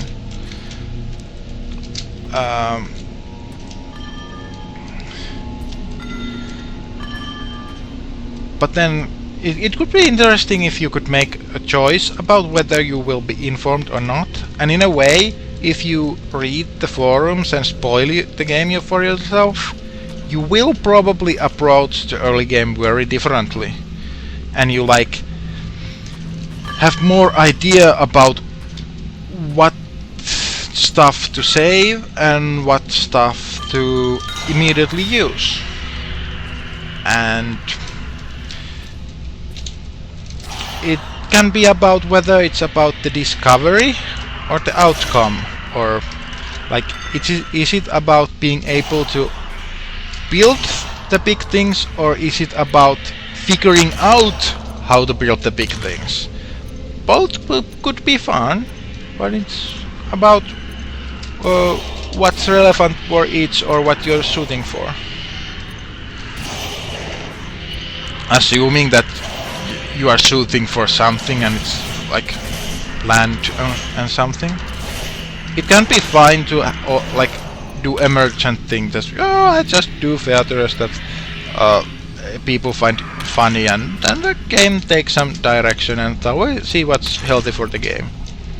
But it does at least seem that the kind of game that Fortresscraft is now, it will be relevant about those OCD people on getting things exactly right away, or thinking about strategies about from start to finish, thinking about strategies in worlds where it's a strategy for a 6-hour world.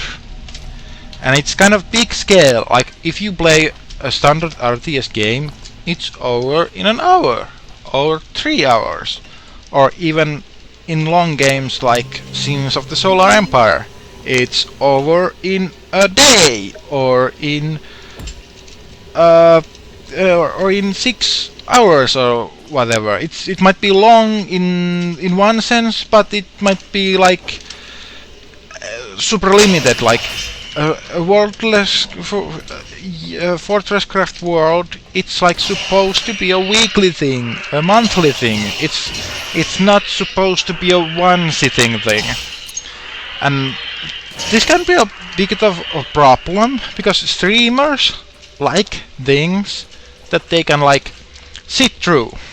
I sit, I enjoy, and then say whether it was good or bad, or did I enjoy it, or was it good, or could it have been better. But if we have a long thing like Fortresscraft, how do you explain or share the experience of what's the game like, or how you explain it? You have to like put on some footage, and if it it's about you placing conveyor lines for 3 hours and not talking anything, it's not going to be entertaining. That's why I don't think it's an error state if I don't constantly talk about what I'm doing, at least when I'm talking about something that is relevant to the game and doesn't have like an obvious place where it would be well exemplified by the game. Like the Minox, what's their long-term drawback? It's a mystery that I've intentionally left unanswered now, because when I can show you what it is, it's a thing that we can talk then, and it would not then be good to talk about whether the build for discovery or competence or performance output, or how I would say it. But we'll see. But then you want to talk about the thing that's on the hand. But if you only if the content is only going to be what those spots are going to be, One thing that annoys me about some of games is that they are railroads. They are linear script, almost cutscenes.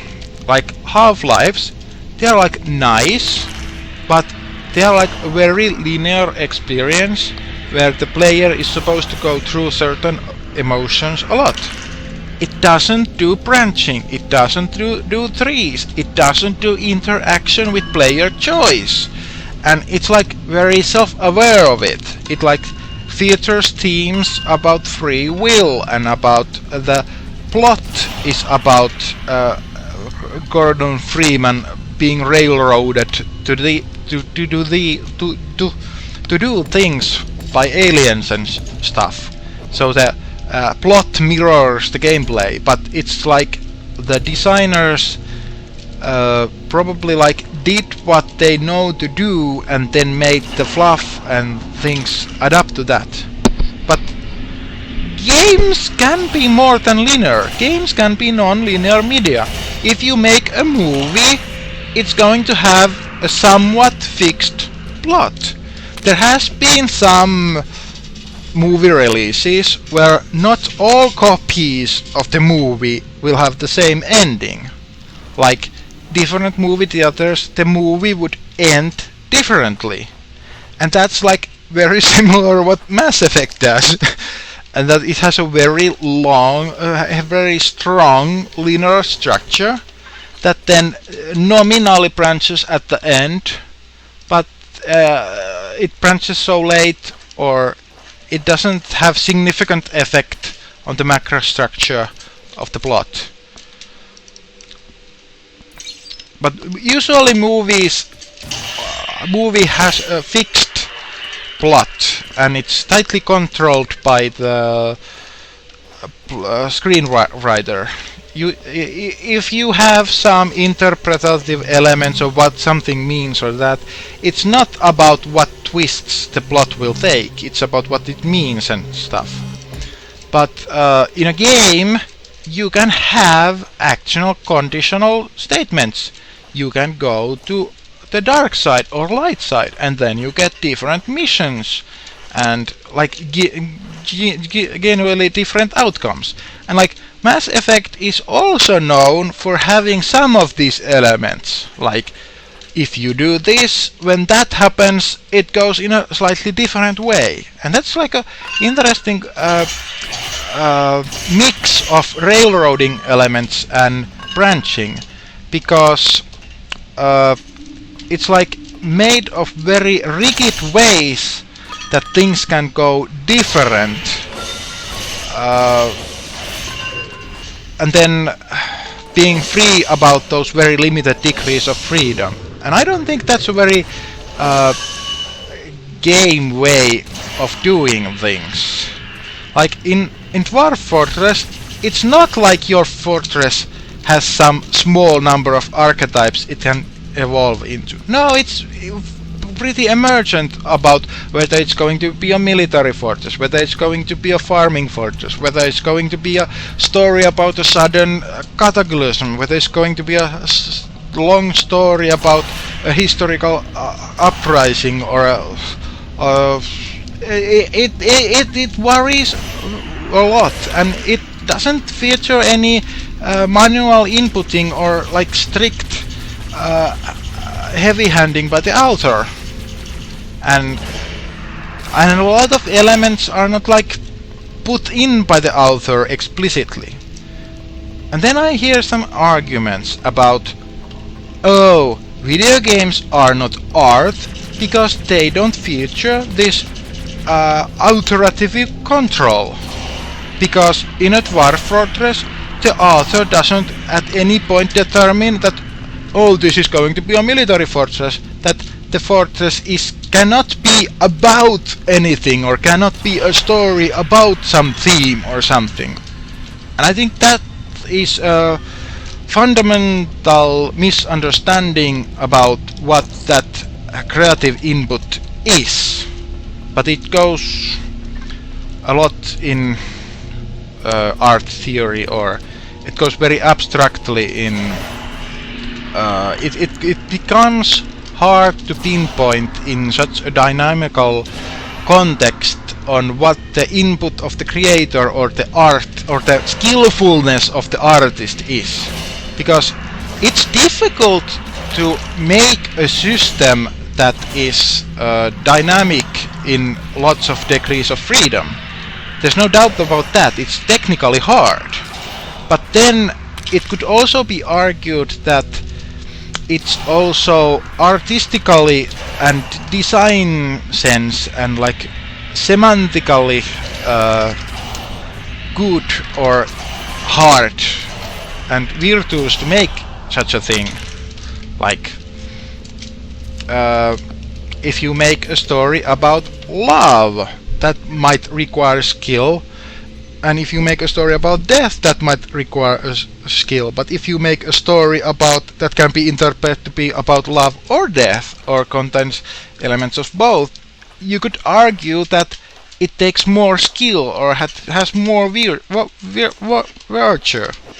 But if you made a generic plot that could be about anything, wouldn't that be like better than any set limited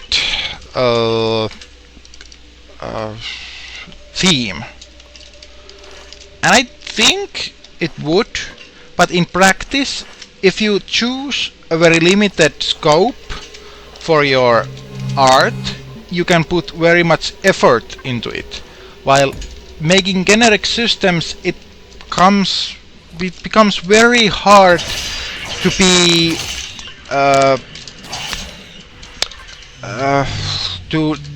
say anything deep. But games, I think, are better in that kind of abstract thinking or phenomena, because in a way Fortresscraft doesn't say what the structure of your base will be, but in a way it will teach you about abundant mindset, how not settling for scarcity but shooting for growth solves problems. What's with these random rotations?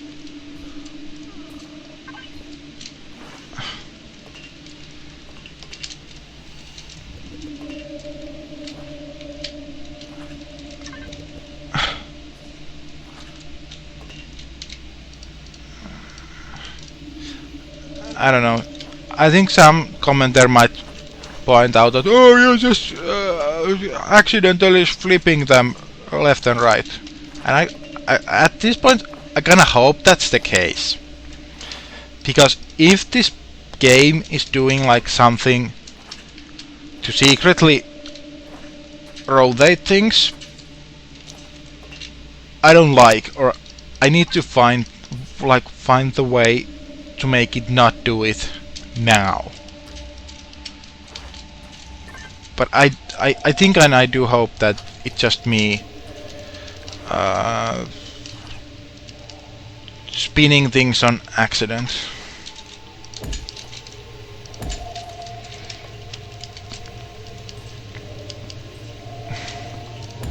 And like, I've spent now quite a lot of time doing trips here to the lithium place and always running out of power.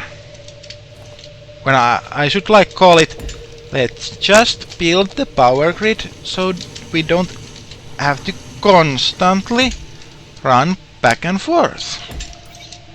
Had I just accepted that sooner, I would be further in the game already. But no, this is a lesson I have spent time to learn, and hopefully I have gotten it now. And where we go? And we're still on single lasers here down below, and we don't have any extra storage cubes to make a loading point. These power storage blocks, they have like 3 core functions. One is to what what it nominally does. It stores power. You can put power in and later you can get it out. And you can use it like buffer things, like we saw the copper extractor. It didn't go offline when the power feeding stopped because it had a power buffer. It fed on it for a while, and I managed to in time save the power feed and no uptime was lost. But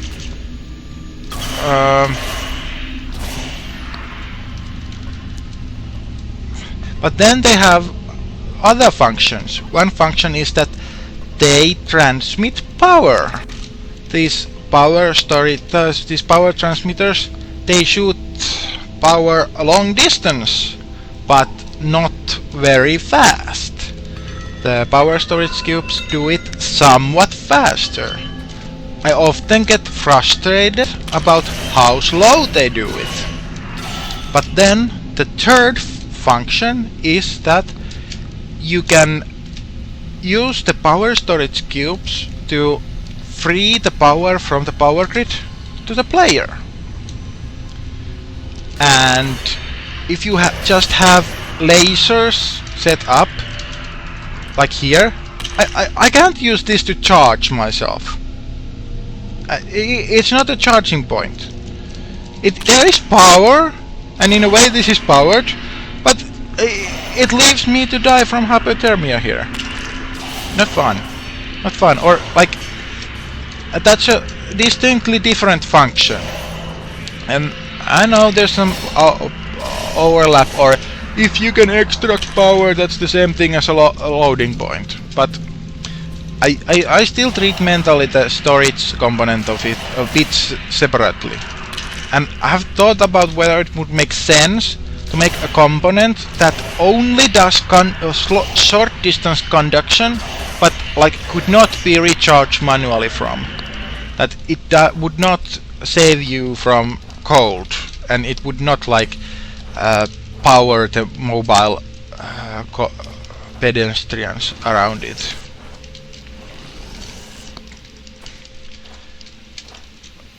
Or like make explicitly so that you can you could like recharge farther away and like through walls. Maybe that kind of component would make sense. Don't know. You would have to mod it, or you would have to suggest to people who make the game, and whether it would make sense, or to other users on whether would they find it useful. Would it be worth the coding time? Would it make someone else buy the game, because then it would be so much more playable? No, it's probably something nice that would just make me slightly happy and maybe then forget about the whole thing. Maybe it's not that important. That's kind of brutal analysis you have. I don't know, do you have to make it, but you end up doing it a lot on features that are net positive but are like not net positive enough.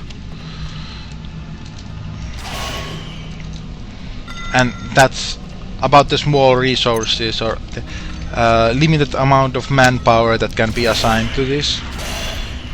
And like it's nice to have some artsy games that are very indie and very anti-big industry, but then like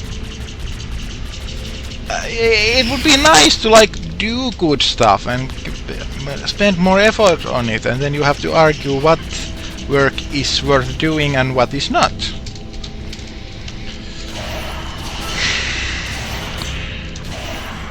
Okay, now we have some lithium pouring in. We can, it's not so super clear, but the hollow base should enable us to like remotely. You can see the cube in there, 2 cubes going forward, very simplified, but it doesn't need to be pretty far away. The distortion effects on the hollow base have gotten quite strong, In a way, it's nice that you can't tell straight lines so well in the hollow base, but I don't know if it's supposed to give you a schematic view. I'd like the schematic view and not like the interface screw too much. And again, we don't. We're actually happy that we died. This is where we're going.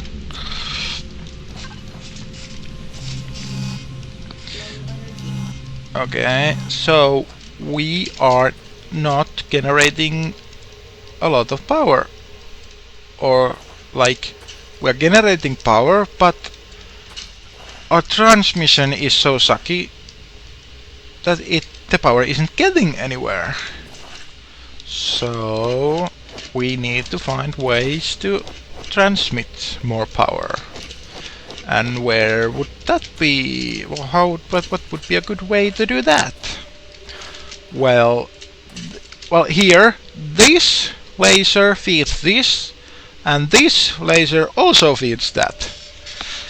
And that probably and that laser is only one laser, so that's fed from two places and outputs only in one place. So obvious bottleneck. So let's like reroute this to go under here. Voila!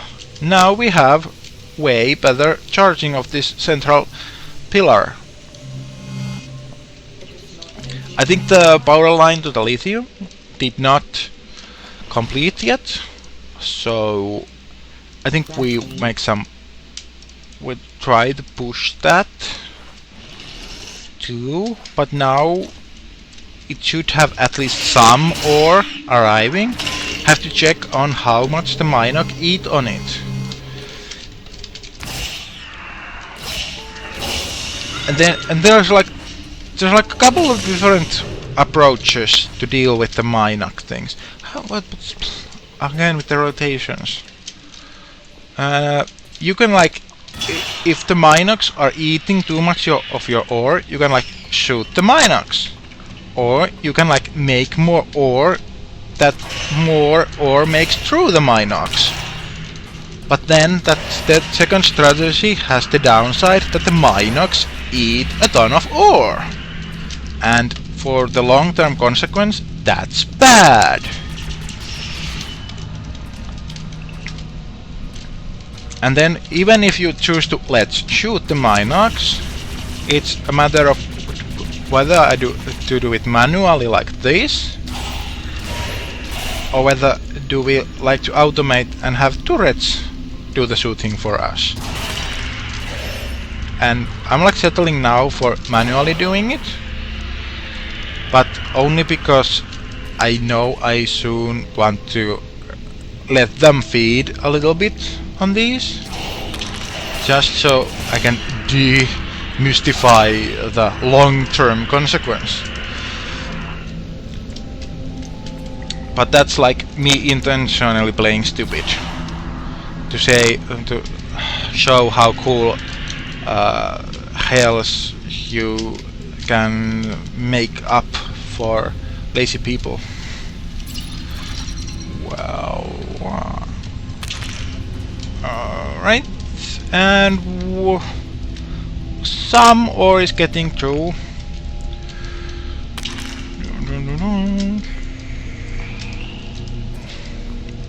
And it's like I had this same problem with the Eternal Darkness games. I firstly was very afraid to let my resource called Sanity to drop, because if it dropped, the game would have total license to do very scary stuff. And it was enough that like you wanted to avoid it. It would mess with you. But then when you got too good at avoiding sanity loss, you would not experience any cool effects. So it's like, it's horrible, but it's also kinda cool. And so you did not want to be that good at sanity loss aversion. And sometimes you would just intentionally lose your sanity or just be negligent about it.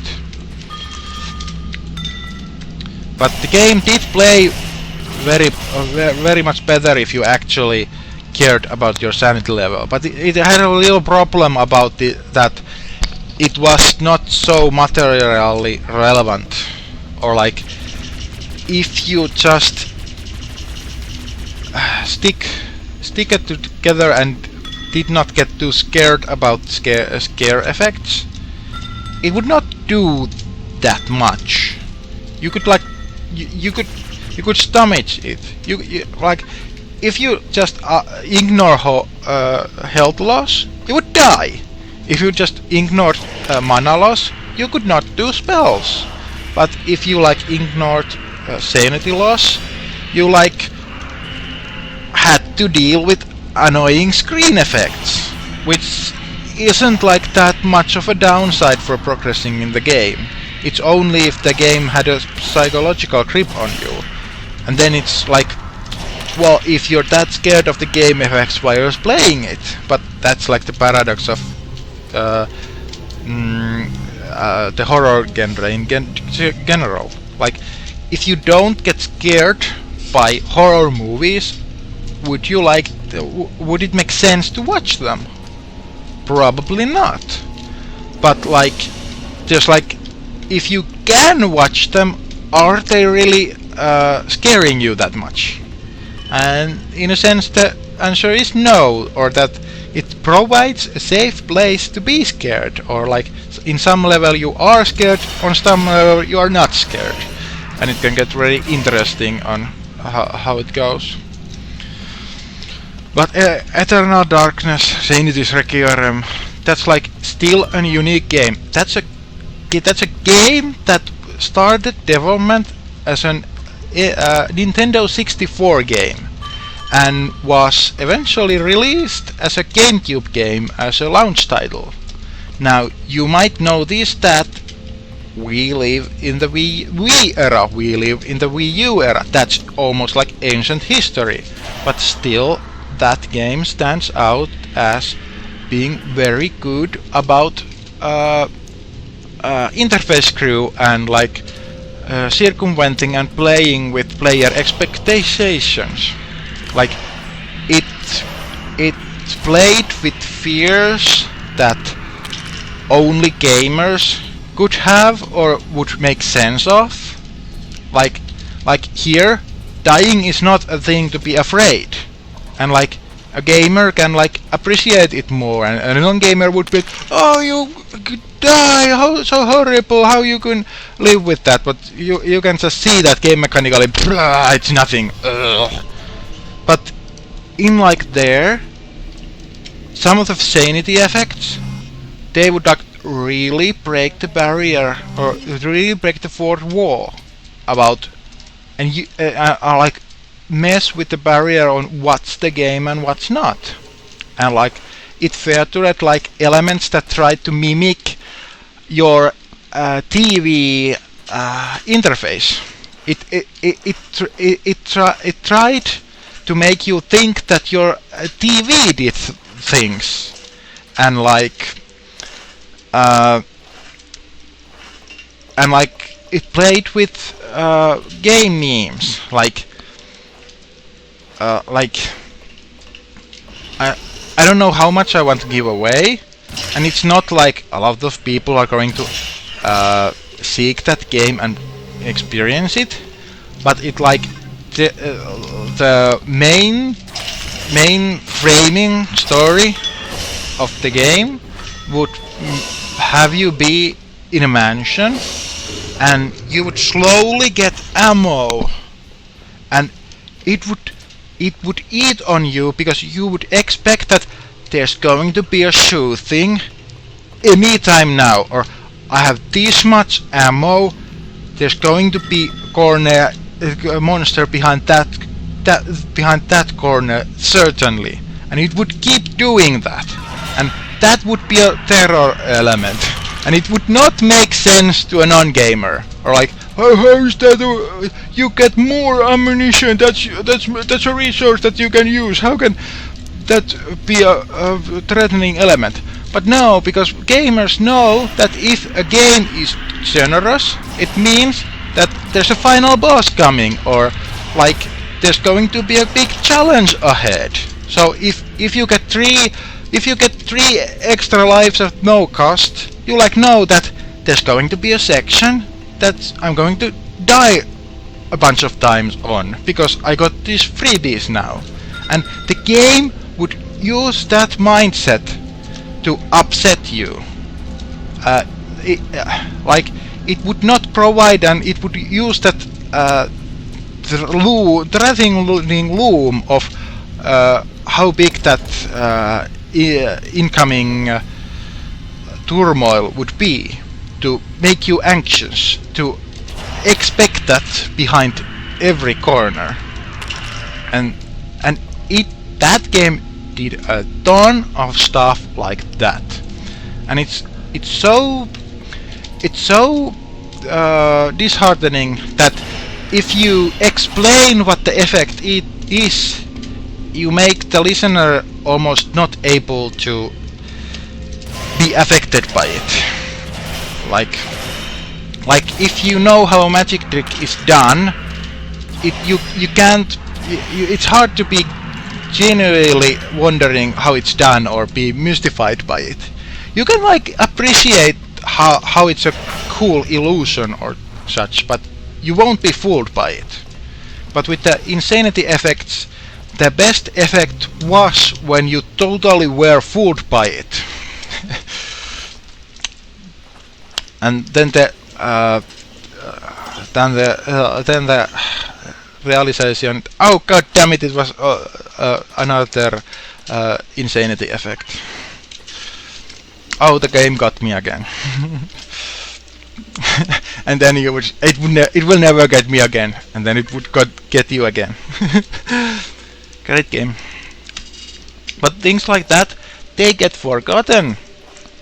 And why do they get forgotten? Because they didn't have great sales numbers. They didn't come any notable marks in gaming history, because the things about what you achieve artistically, it's not remembered.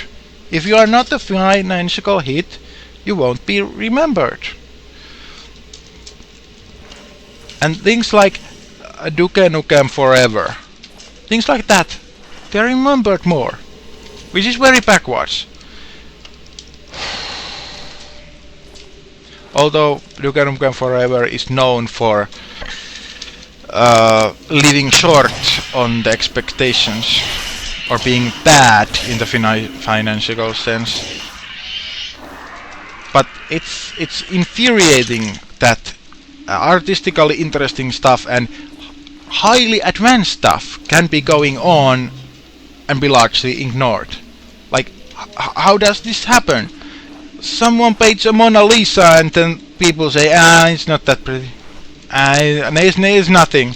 And then hundreds of years later someone comes and, oh, this is the prettiest painting of all time. And then it's like forgotten for another 200 years. And then again rediscovered. Like, you would expect for good things to be like not forgotten once discovered, and like people to be somewhat efficient to be verifying that the thing is great, even if they can't like reliably produce great things. But no, it's interesting in its own sense, but very regrettable.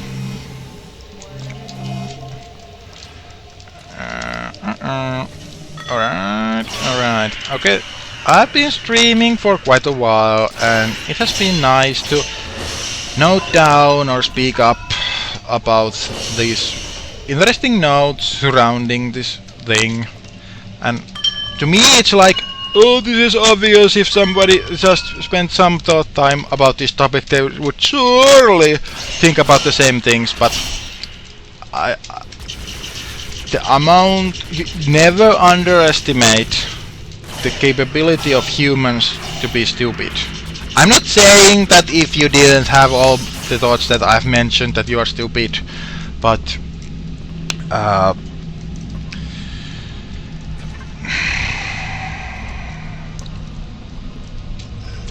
if you are saying that it doesn't need to be said, you're probably wrong. No matter what's the topic or why you're saying it. Things usually need to be said, even if it would seem they would not. Like, don't walk into Bastion's fire when he's firing. Don't walk into that bullet stream, and people still do.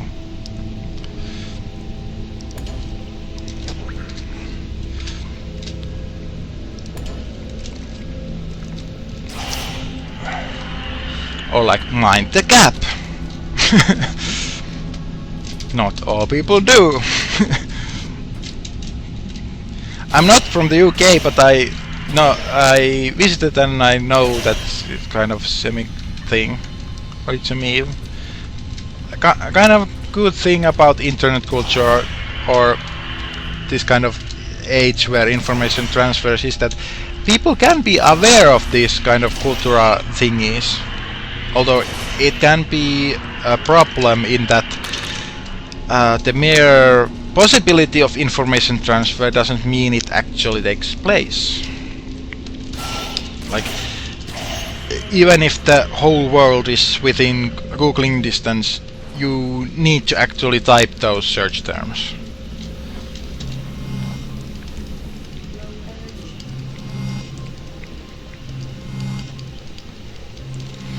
Alright, so what have we smelted? Any lithium? This seems like all iron. Do we...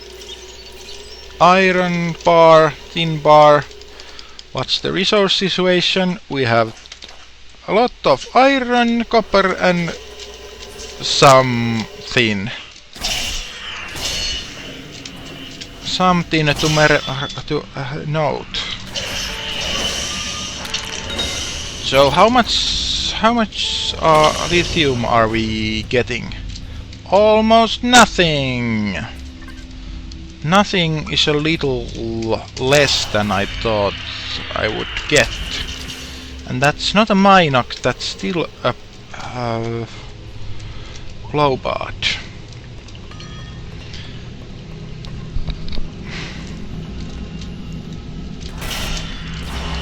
And like, there are things like about these Minox, about like what all conveyors can they appear on? Can they appear on every conveyor? Like that it's unclear whether the player is supposed to like be spoiled up. Yeah. I ran out of power again. Okay, but the power grid is pretty close to the endpoint, so I think we can just hook up the extractor. The power of automation has usurped the manual iteration. See the justice that the Minox feeding machine starts. And we get a nice teleport back to base. Oh glory, oh glory.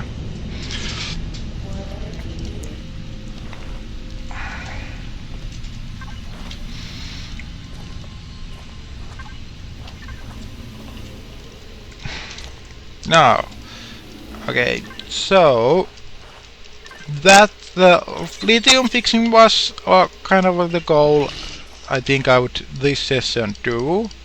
I thought I would do a lot of other things, but I ended up doing quite little, but it seemed to be a good exercise in what format this stream could be, and like will I remember to talk about things, and can I like come up with things for half an hour, 2 hours, that there will be content for someone to watch. And like, should I do that primarily and not have this Fortresscraft imagery here. I think what I spoke related pretty well on what happened to the screen, but like I talk about how if this kind of secondary commentary, or like I like to think that when you personally play the game, that's like the primary experience, and if you watch other players play, that should go beyond the primary experience or be something other. Why is this laser not connected? Why am I ghost rotating things?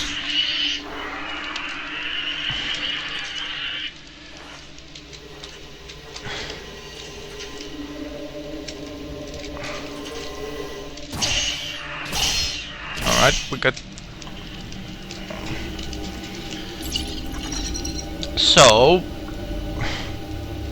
there's the tingly-tangly. Mysterious tingly-tangly that somehow relates to the Minox, and we got quite a nice conveyor line here made. You can see that it's kind of a bigger scale on what we had. Our main base looked kind of small when we look it from this perspective. It's kind of long, the conveyor line. The iron, or like the distance from like the iron and copper here, this is like one scale, and the distance like from iron to main base, this is like one scale, but this distance from lithium to main base, this is like already bigger. This is like what multi-scale mechanics are. It's not like I have one base and then like if this was strictly one scale, the distribution of these conveyor lines would be like this tingly-tangly, about the same distance in all directions. But no, I have a scale-free distribution, or I have long conveyor lines and I have short conveyor lines. And it's still the same mechanic of conveyor line that is utilized. And I think that's a sign of a very robust game mechanic, that it can function in contexts that have a range to them. It works in different quality situations, and this rate of conveyors per distance covered, or like the ratio of extractors to conveyors,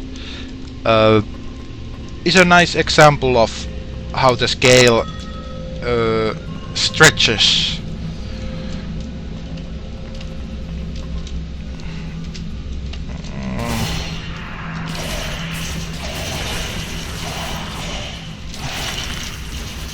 Now we actually need to use the power to clear out the excess Minox.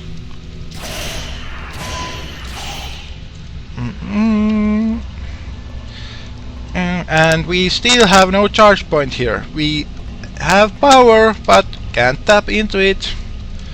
But happy that this power... Yes, we have lithium here coming out, and here is a fatty eating all the lithium. Or is he eating all of it, or only most of it? Can we have a vantage point on how bad is the situation? And it's not super clear. I don't actually know outright how big an appetite the Minox has, but I know it won't like 100% saturate the line, but like you can like also extract the lithium faster. Like this is only using like 1/4 or 1/8 of the conveyor line capacity, so like it's possible to stuff more ore in there, but this is like the basic conveyor. It's not supposed to be any high capacity. you like, and those are like recent additions in that that's not the first conveyor type that was added. It's actually, it used to be that the only conveyor was this conveyor belt, which costs 1 copper and 1 tin per square. But this basic conveyor belt, you get 5 squares for every copper. Essentially like 4 squares free. But it's like then it transmits 10 times less than the next, or something like that. And that's also one of a very good symptom in that it's not a double, it's not a quadruple, it's a significantly step up in scale. But it might be a little more closer to being like 4 times or 6 times faster, this conveyor belt. Yeah, and this is like the very basics, the very beginnings of the game. If you didn't know about Fortresscraft, know that these silly automation games, they like exist. They like do things other than Minecraft. They are like more interesting than what the basic Minecraft does. And no, it's not just modded Minecraft. It's actually a full different game. And hopefully we will see in the next streams, or my streams will be seen by more people, and maybe I will bother to do more, or maybe it will just be a similar thing that fades into the dark to be not found by anyone, like the topics we have a lot discussed. So until we encounter again, try to the least harm that you can, and try to appreciate every good thing that you find.